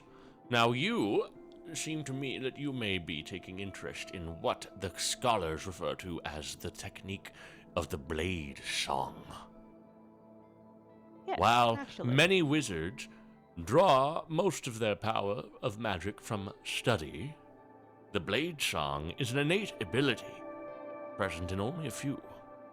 I believe if you can demonstrate your ability to enact on that primal power that surges within you, we will have much to work with and ways of enhancing your abilities to provide you with not only more magical and arcane prowess, but also greater speed and strength on the battlefield.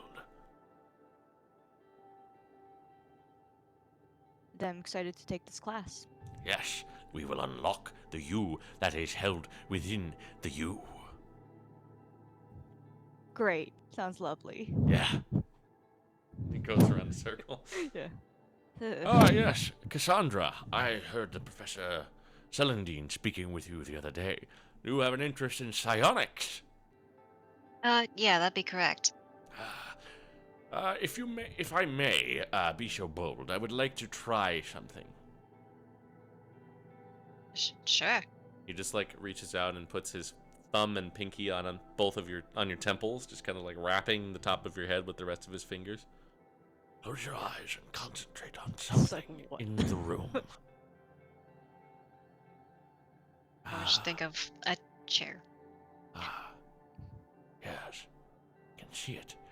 4 legs and a back, some arms, splinters right up your booty hole.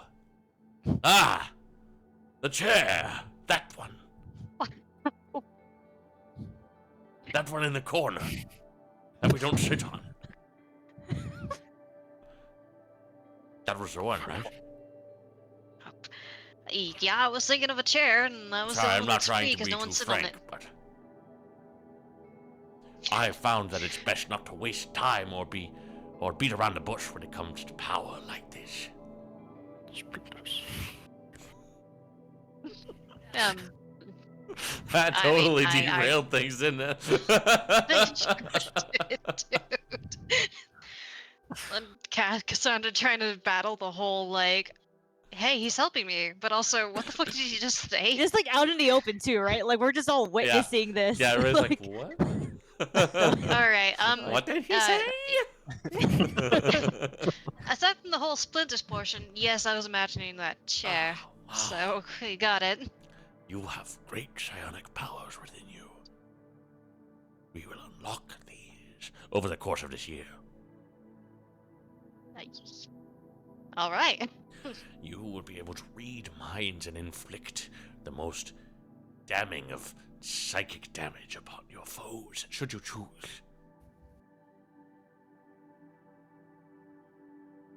We're going to have a great time.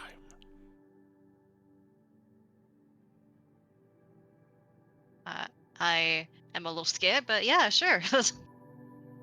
We're going to spend the rest of the day having each of you go around with your classmates and try to figure out what their innate powers will be. I've heard from each of you what you think your special abilities are that are innate to you and unique to you. But now I want to see how well you can gauge your fellow classmates and their abilities. And I would feel bad about letting you out before lunch, so that's what we're doing. Let's see, who else is on the Guys. class aside from obviously? Basically spend a few hours with like that, diversity day thing where you're all just like, what are you? You have like powers, or it's a little bit awkward and nobody really gets anywhere. And that's your day. Woo. Meanwhile, Bard study is held in the amphitheater with Professor Nerea Kelvartor. She is a very sprightly lass from the provinces, and basically has you all sit down in the first couple rows of seats, and then plops herself down on the edge of the stage where the Archon Zanston gave his speech a few days prior. Yes, all right, everybody, come on in. I'm going to get right to the chase. I presume that all of you who are here because you have something of presentation, some kind of knack for performance inside, and I want to channel that and harness it to the best of my and your ability over the next year. In order to begin, however, we must see exactly what each and every one of you has got. And thusly, for that purpose, we find ourselves here in the amphitheater, where we will be conducting, say it with me, returning students, the annual Bard Study Talent Show. That's right. Each and every one of you is going to be coming up, standing on the center of this very stage, and showing me what you have. Whether that's magic, music, poetry, acting, doing that thing where you make noises by flicking your face, or that thing where you can like fill glasses with water and make them do different things. I don't care what it is. Train a dog. Do a backflip. Just show me something that will wow me and wow the rest of your fellow students. Yeah? Who wants to go first? I'm just kidding. We draw. Terrifying. Do you have a good number of students in this class? A couple that you recognize. Astera is here, looking pretty comfortable. My boy Nico. Your boy Nico is here. Enzo is here. Each one of them kind of has their turn to go up and do something. Astera does some like tricks with her sword and like flips it around and stuff. It's actually pretty cool. Nico does actually do some like card tricks and cardistry, like between his hands, like, you know, flipping cards around, all that stuff. Works pretty well. Enzo just like makes fart noises with his mouth. Some of the talents are more interesting than others. Interestingly enough, the professor seems to give like actually very thoughtful and insightful feedback on each one of these things. Even the people who are generally not really taking it that seriously, she actually finds quite a few things to say and some ideas about ways that they can improve their performance, or ways that they can try to take things a little bit more seriously if they're just kind of faff about. Lauren, what would your performance be? Well, I didn't really want to do performance-based bard stuff, so this is going to be a tough start for him, so... You can do whatever you like. He'll just commit to it. He'll go up there and... Well... Hello, everybody. I'm new. I know at least 2 more people are going to ask me today, as they have every other day this week. Thank you. I'm not much of a performer myself. I prefer to fancy myself a storyteller. So I'm not going to dance, I'm not going to sing, I'm not going to flip the sword around because I would probably impale myself, but I will tell you all a story. And I will tell you... Has anyone here heard the story of the Crow and the Moon? I don't think And any he of will us just has. go off into a dramatic retelling of a story that he probably heard one time because he did not have anything prepared. Right? And I will Should do a see how he performance does check. with that. Another 20! Very well. I love this Let's story. go! The audience is enthralled by your captivating storytelling prowess. As you finish, there's a few people like... Nico's like, I liked the crow.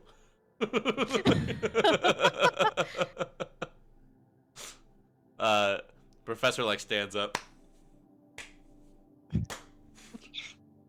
Absolute cinema. Very good. I would say the only thing that I could even possibly begin to add to any of this would be focus a bit less on the falling action and concentrate more on your denouement. I think what you have at the end is a lot more interesting than what you have right before the end. Bring the audience along with you on that journey, but leave them behind. You're going away, just as that crow is. You're leaving them to deal with the aftermath of the thing that you have just imparted on their hearts with. And it's okay that not all the ends are tied up. You don't have to show everything that happens. Leave it to them.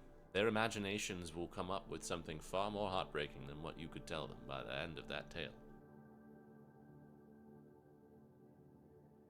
Oh, he actually gets it. But otherwise, very good. was still like, hey, bring them with you, but leave them behind. I was like, if he rolls a low insight, he's just gonna be like, I understand completely, and get nothing.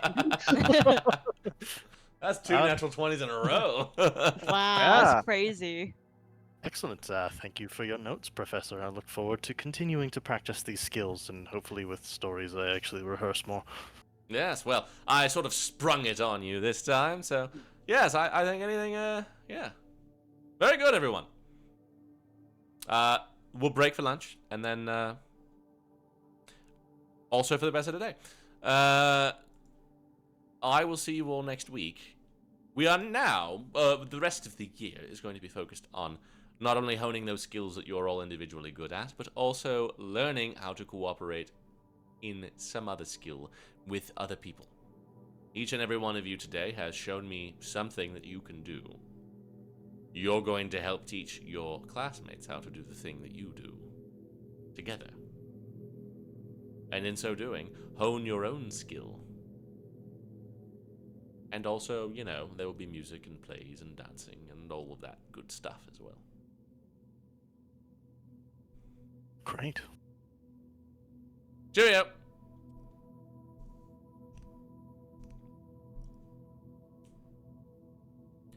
That's occupation day for you.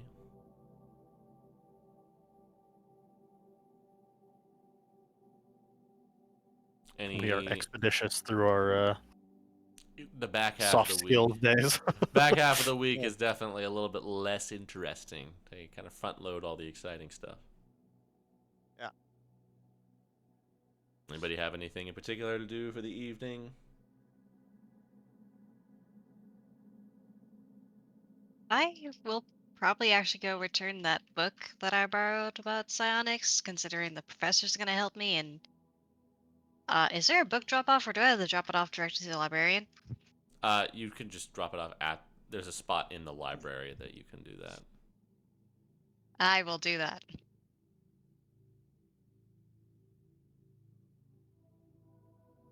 You do it.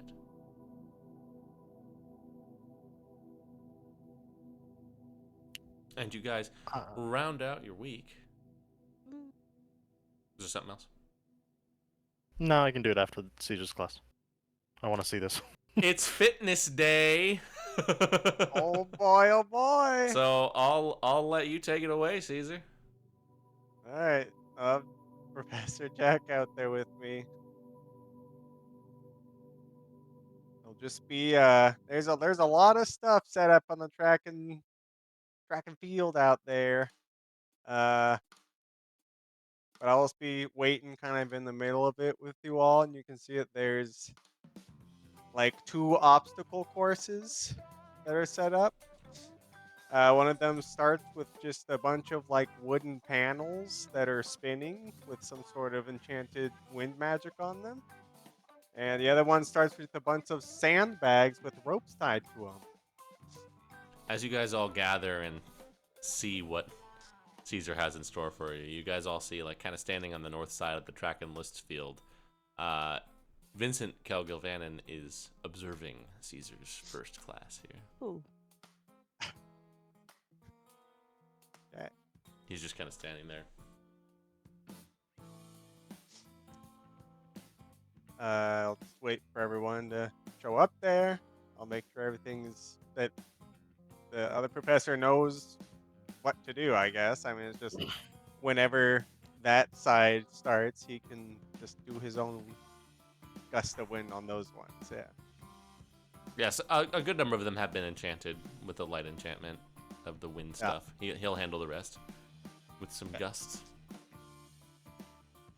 Hello, class. Welcome to fitness class. You are here for, you're trying to get better at athletics or acrobatics, stealth, that kind of stuff. So we will be working on building up those skills of yours that hopefully you already have some of. You will see behind me, there are 2 different courses. One is geared more towards the stronger bunch of you, and the other one is geared more towards the more dexterous side.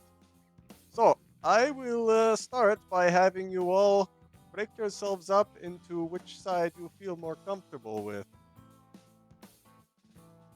I will- immediately go to the dexterous side. I walk over to the dexterous side as well. I'll try the strong side.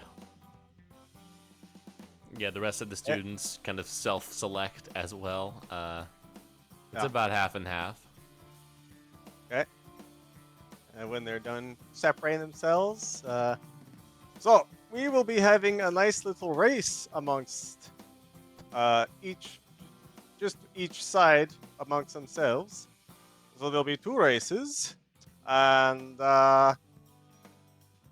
so So let's start with the side with Professor Jack over here. So I will go stand in front of the athletic side. You all will go on the dexterous course. See, I'll look across to you Longo guys. was like, "Oh, what? Come on, man." And you guys over there will go on the athletics course. Because in real life, you have to deal with things as you get them. Sometimes even the mages have to climb a wall once in a while. And sometimes the big guys have to squeeze through narrow spaces or jump across ledges. That kind of stuff. So we're preparing you for the worst. And next class, you will go on the more appropriately themed one. But for now, we're gonna see how you do with your weaknesses. So, let's start with the more athletically inclined folks, huh? So the athletics track has, oh no, yours, which is the acrobatic track, has spinning panels. There's balancing beams, and then there's like hurdles that you have to jump over at the end. There's 3 different acrobatics checks. This should be comedic.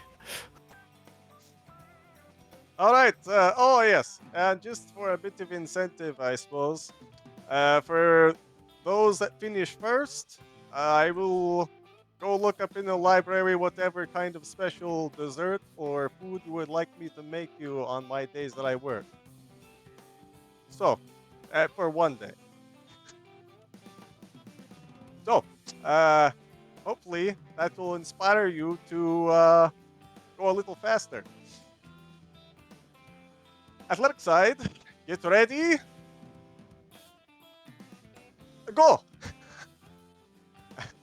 I will have Lauren, I guess you make 3, I'll do 3 acrobatics checks.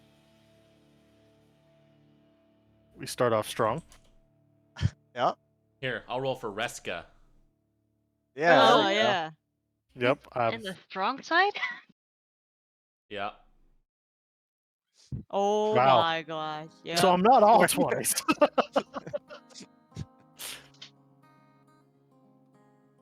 Hey, how come I you didn't mean guys- to roll with advantage. Oh, I meant to roll with a +2. Here it is.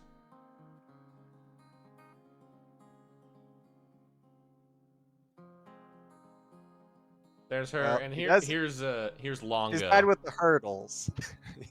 Here's Longo. Ooh. -2. He's not dexterous. Yeah. Oh, okay. Okay, so Lauren, you spend a lot of time getting smacked in the face by the panels that come flying at you. You're falling off the balancing beams, and you run basically into all the hurdles. Cruel and unusual, Professor Caesar. And I've been forced to fight twice this week. It's just like There's no fighting. Yeah, yeah. no. You take And I that, imagine that is most. Yeah. I imagine that's most of that side. Yes. I would say With the DCs that I set in place for myself, here I'll Reska did do good on the first 2. Raquel of Mouth Ear is here as well. You know her. We'll have her go. Nope. No. Yeah. No. Yeah, these students are all like getting absolutely throttled by this Oh. course. Boy. Oh boy. I'm just sitting there watching. Perhaps this was a bit too harsh. See, Vincent is off to the side. No, I think it's good for them. I, Knock them down a okay. few pegs before you begin Yeah. the real class. How's Nico do? Surely he's on this side too with me. No, he put himself on the Dex side. Oh, that's right. Yeah. You put Damn. yourself You're on the just side that just you on weren't the as Dex good at, side. and you still lost. I put myself on the side. I have a +2 acrobatics, a +3 athletics. I'm Oh, not wow. good at either of these. I'm training you to make you better. That's why you're in the fitness class, baby. Lorne is a All tucker, right. not a runner. A very good try, all of you. What's this You reading? see, the I mean, so Zegra, far, Reska has done the best out of those. Zegra Oh of my Magmore, god, I hate her! Oh Zegra, my the god! Goliath girl that Lauren you were paired with on the first Magitech day. She's just like lying down on the ground, just like. Make it stop. Oh yes, hold on. I'll just like drag her the 2 inches away. There we go. Just a bit of wind, just It's hitting me in the face.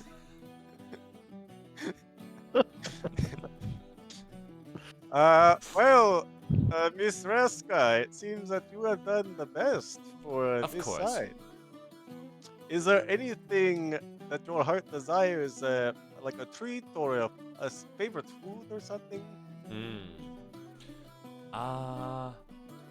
Yes. I'm a big fan of garlic bread. Okay.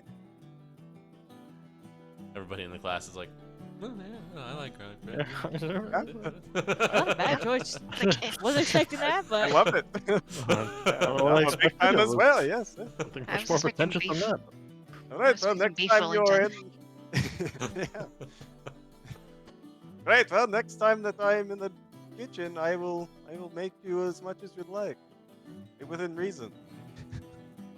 I don't eat very much. Then you can use the Okay. leftovers as croutons on your famous salad. Yep. Either Everybody way, wins. well done.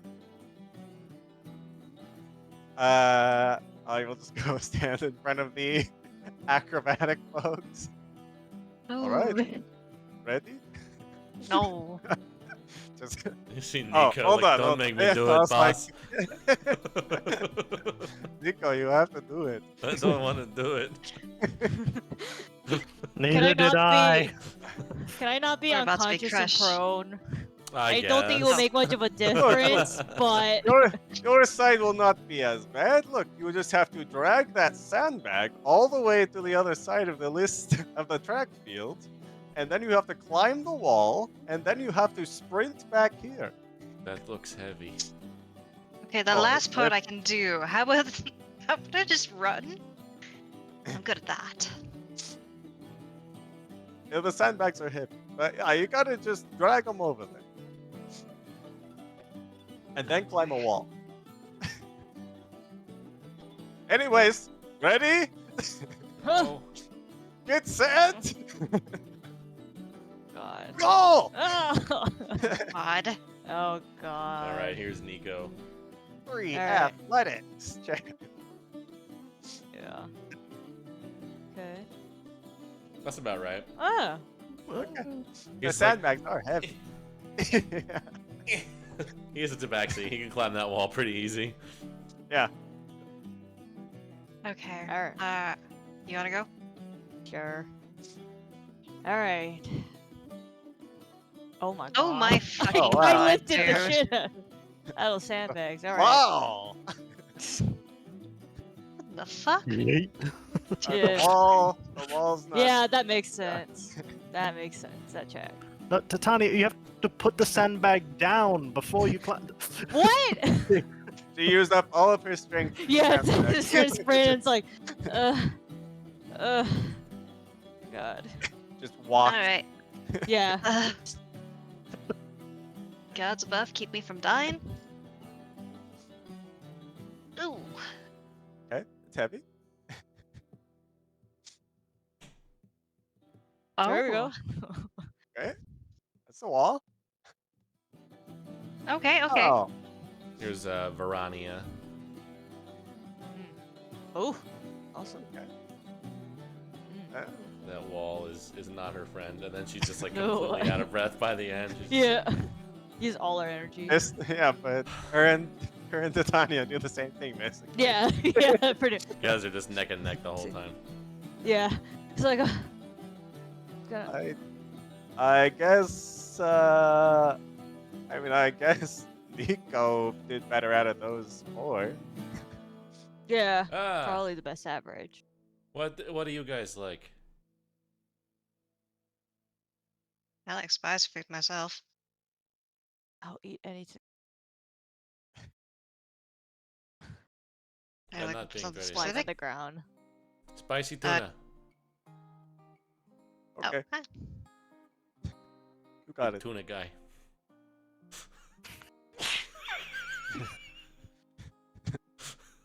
Big tuna guy.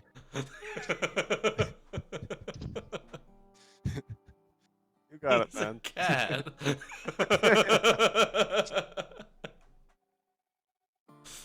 Alright, great. Well done, everybody.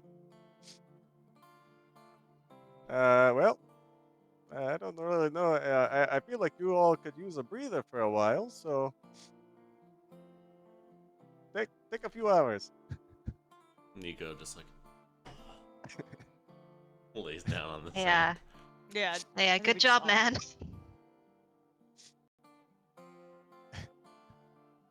I need the shower. Are you able to get up? Nope. I'm going I'll to lay here extend for my a hand while. out if you. Okay. I will lay here for an hour or two. No, I Understood. understand this was a rough time for all of you, Reska just goes, well, not really. for most of you. And just know that next week, hopefully, you will be doing better with the side that you are more comfortable with. With the same prize at the end, of course. Yeah. All right. Take a break for a bit, and then we'll do some just stretching afterwards. Yeah. That's my class. Vincent comes over to you where you're at. Not bad for the first day. Oh, good. Thank you. Think you caught a lot of them off guard. I was hoping to. I don't want them to take me lightly. They shouldn't. Especially now. Yeah. Well, maybe except for one of them, but yeah.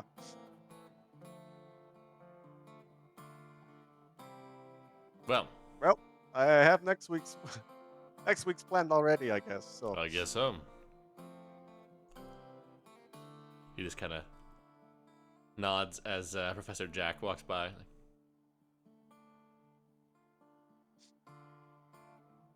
is there anything I need to know about the minor guild thing? At Yes, the I end was of the actually year? going to speak with you about that. Oh, okay. The competition will be taking place on the Isle proper. You will be splitting the students up into smaller groups and either going to Halcyon Wood, Trainer's Cave, or the Red Hills. That choice will be up to you and the students you choose to take with you as well. Your How students far- will be... Oh, yeah. Go ahead. I was gonna say, how far in advance do we pick and choose everything? It's really up to you. You can start thinking about which students you want to take with you now.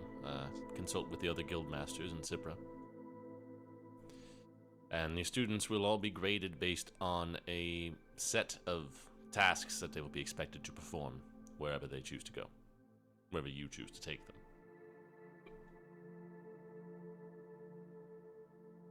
I can't tell you exactly what they will be tested on at each of those places.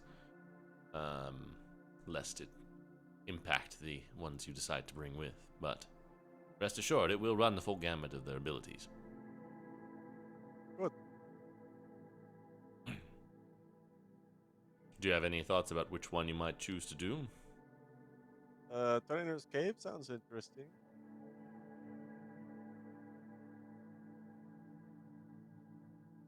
It seems you already have an decent relationship with a few of the students in your guild. It may be a good idea to bring them with you.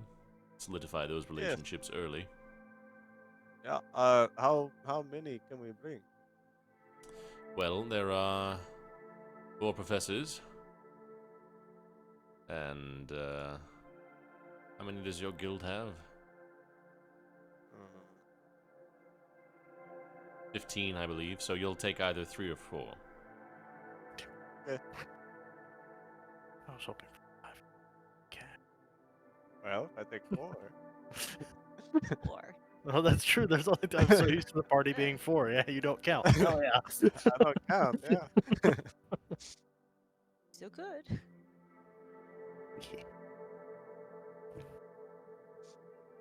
Okay, great. Well, how was your first week? Good so far. You seem to be making quite the impression on many of the other professors. Oh, like a good one?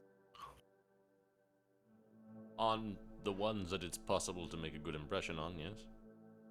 Yeah. Yeah. You're doing well. Anybody around here know what Alphonse likes? Not even convinced there is anything. Okay. You're doing well.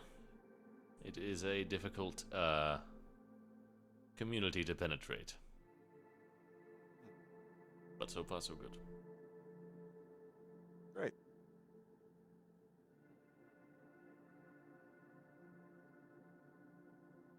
Well, I will let you get to the rest of your day. Right.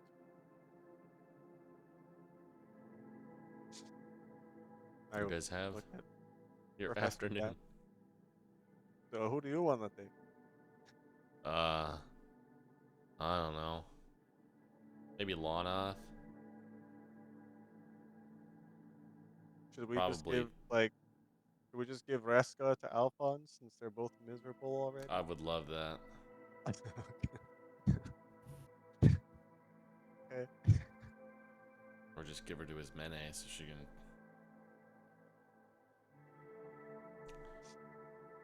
Yeah, Alphonse is Or not. good. Yeah. Well, I would like these 3 here. I was also thinking Cash, but Sure. I mean, yeah, I'll see. Yeah, see if he wants to. I guess. He kind of sticks to Lonoth a lot, but yeah, yeah, maybe.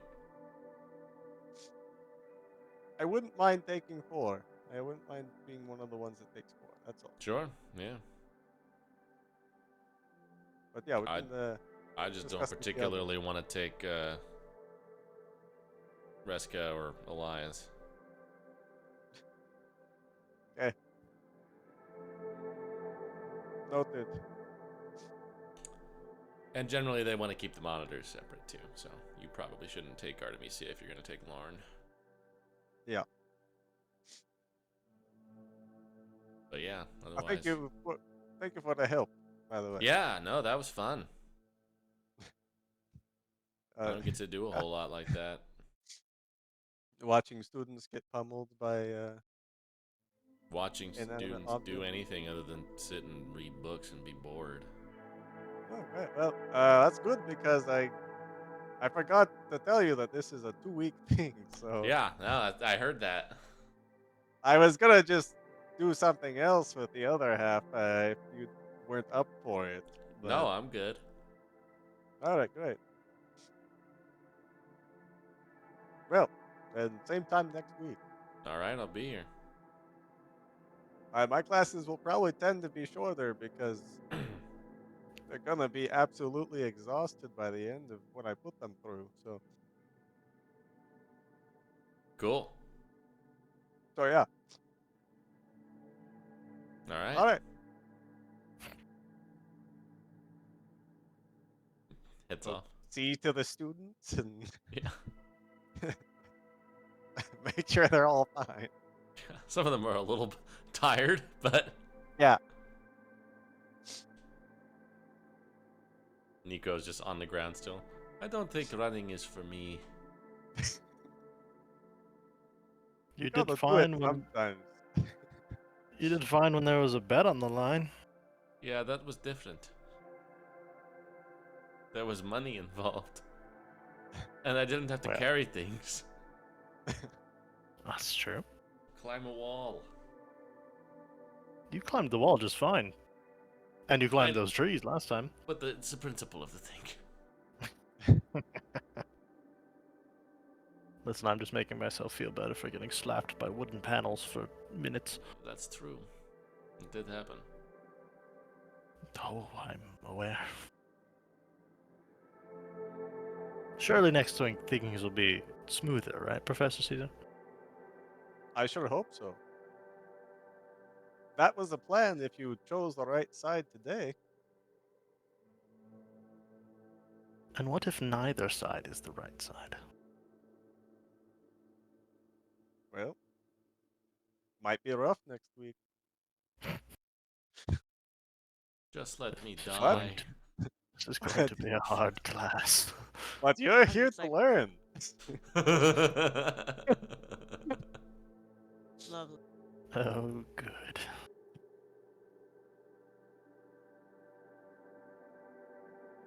Yes, Titania. I was surprised at how fast you got that sandbag across. You're much stronger than you look.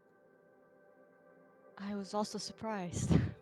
Until you got to the wall, but Very limited. yeah.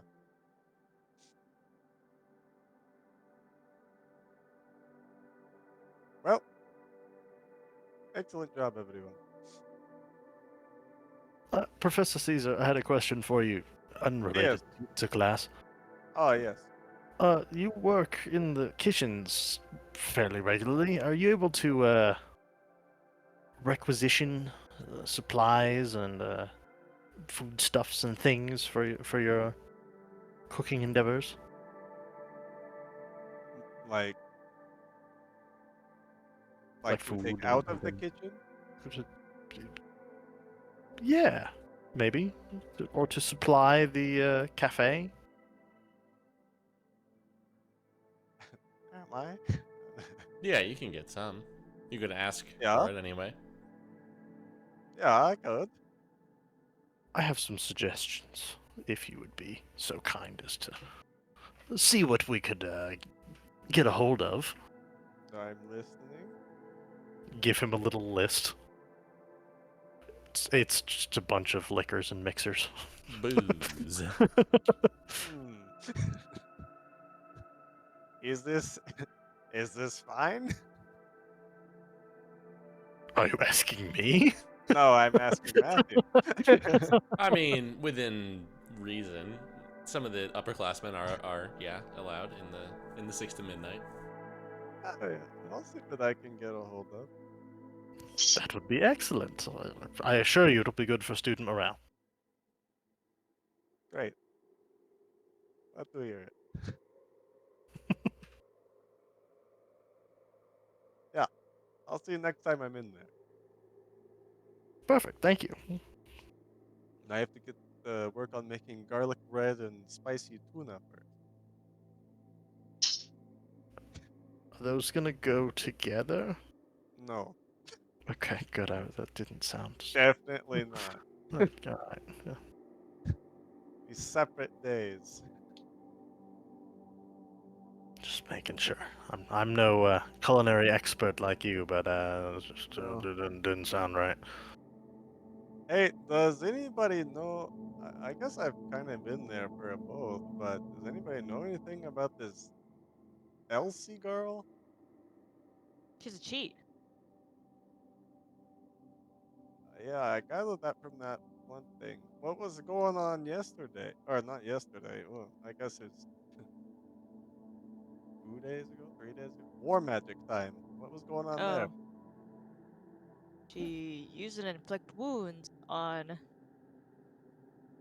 one of the triplets.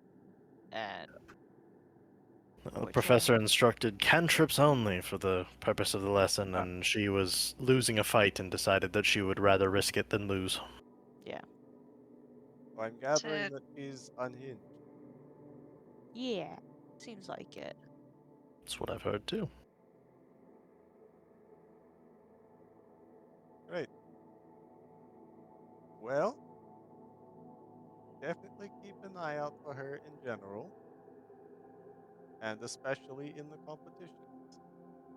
But at least, well, yeah, that's definitely true. That could be a problem. But hey, at least she's not in our guild causing problems. It's true. Yeah, Vreska for that. Well, she's not really causing problems, I guess. She's just No, she's being annoying, but she's kind of good at things, she unfortunately. really is good. She's- Frankly, I wasn't expecting her to be good at this class, but she surprised me. It Minus makes it the first part, actually, but the it rest makes she it surprised. really annoying. Yeah. Oh Because well. how do you connect with somebody like that? Well, I have a superiority don't. complex, and then I am actually superior. Well, fucking what is there to talk about? How do I bring her into the guild? I couldn't say, Lauren. I'll figure something out.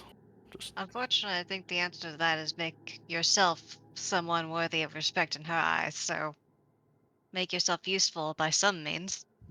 That's gonna be hard. I know. ouch. No, I mean just Oh, because of her viewpoint. yeah, that was a knock on you. That was a knock Yeah. on her fucking expectations. Make yourself respectable somehow. That's gonna be hard. Great, thanks for the vote of confidence, team. I'm sure you'll figure something out. I guess I will. On my own, thank you. I don't know what you want me to do for this situation. I don't know. You're a professor. I thought maybe you would have some wisdom. Uh, I mean, with her right now, all I could say is just it's not good advice, but just let her believe that she's the best and feed into it for now. Ugh. Because she's doing good right now, and she's in our guild.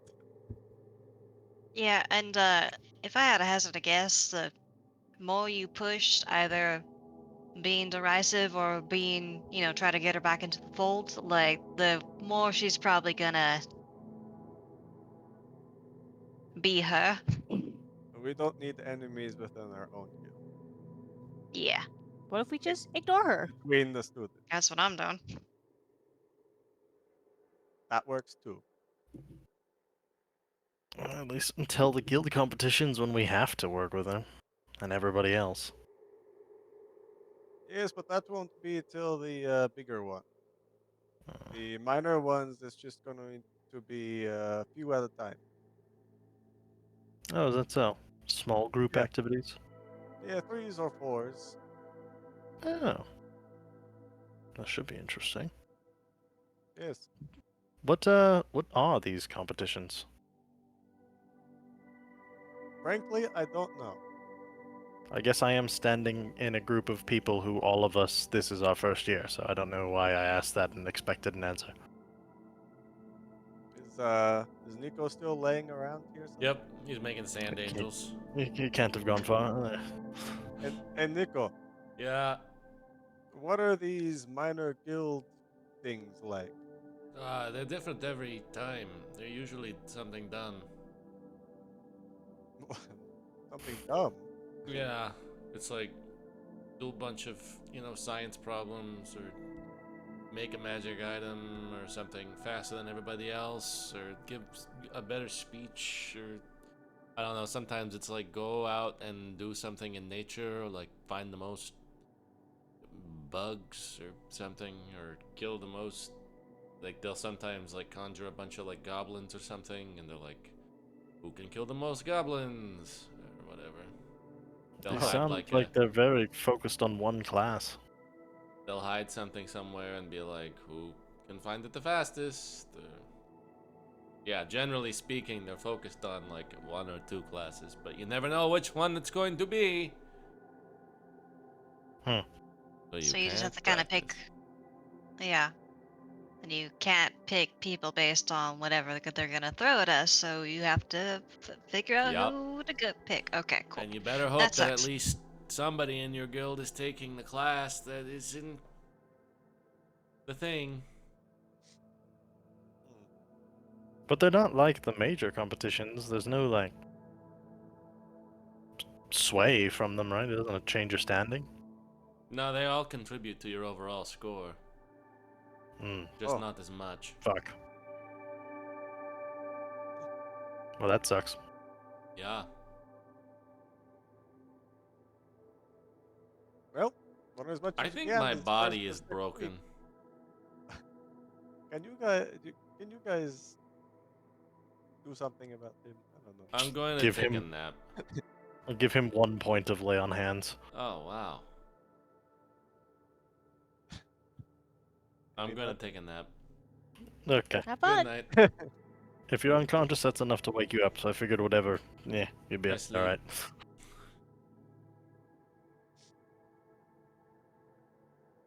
You guys can disperse.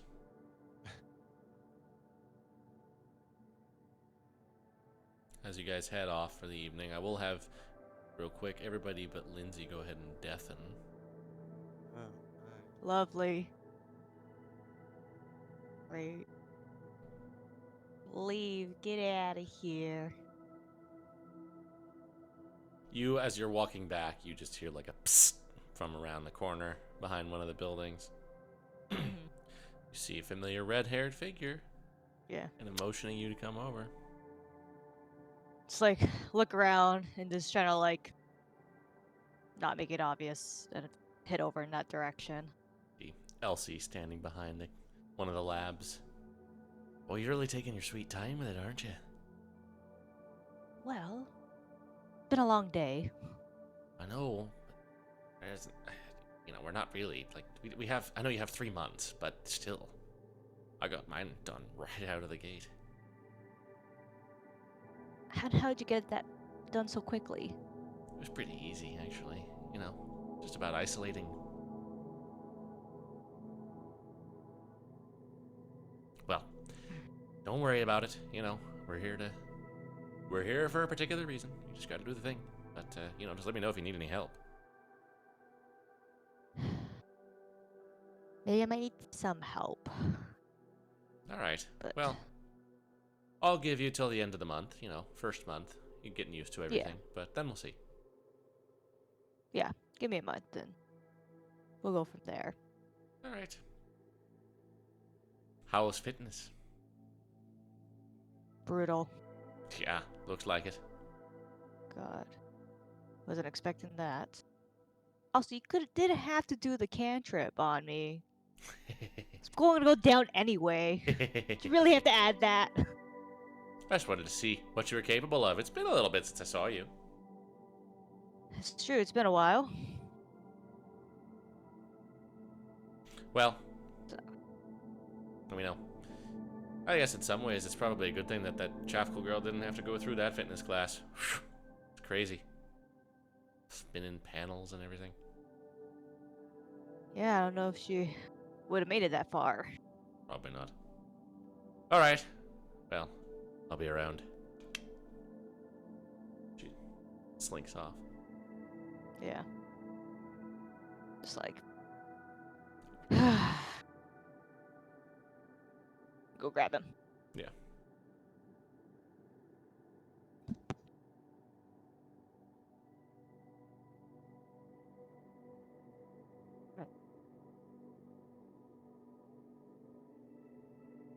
Russ.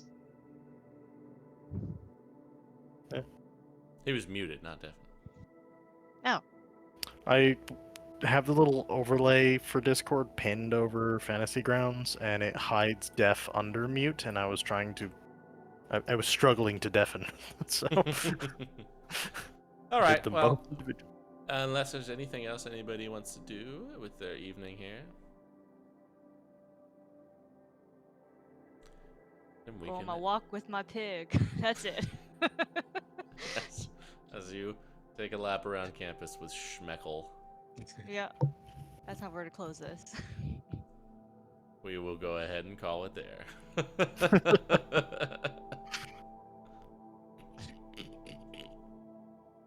And we'll be back next week. Woo. See you then for guild competition. Oh Yeah. boy. Until then.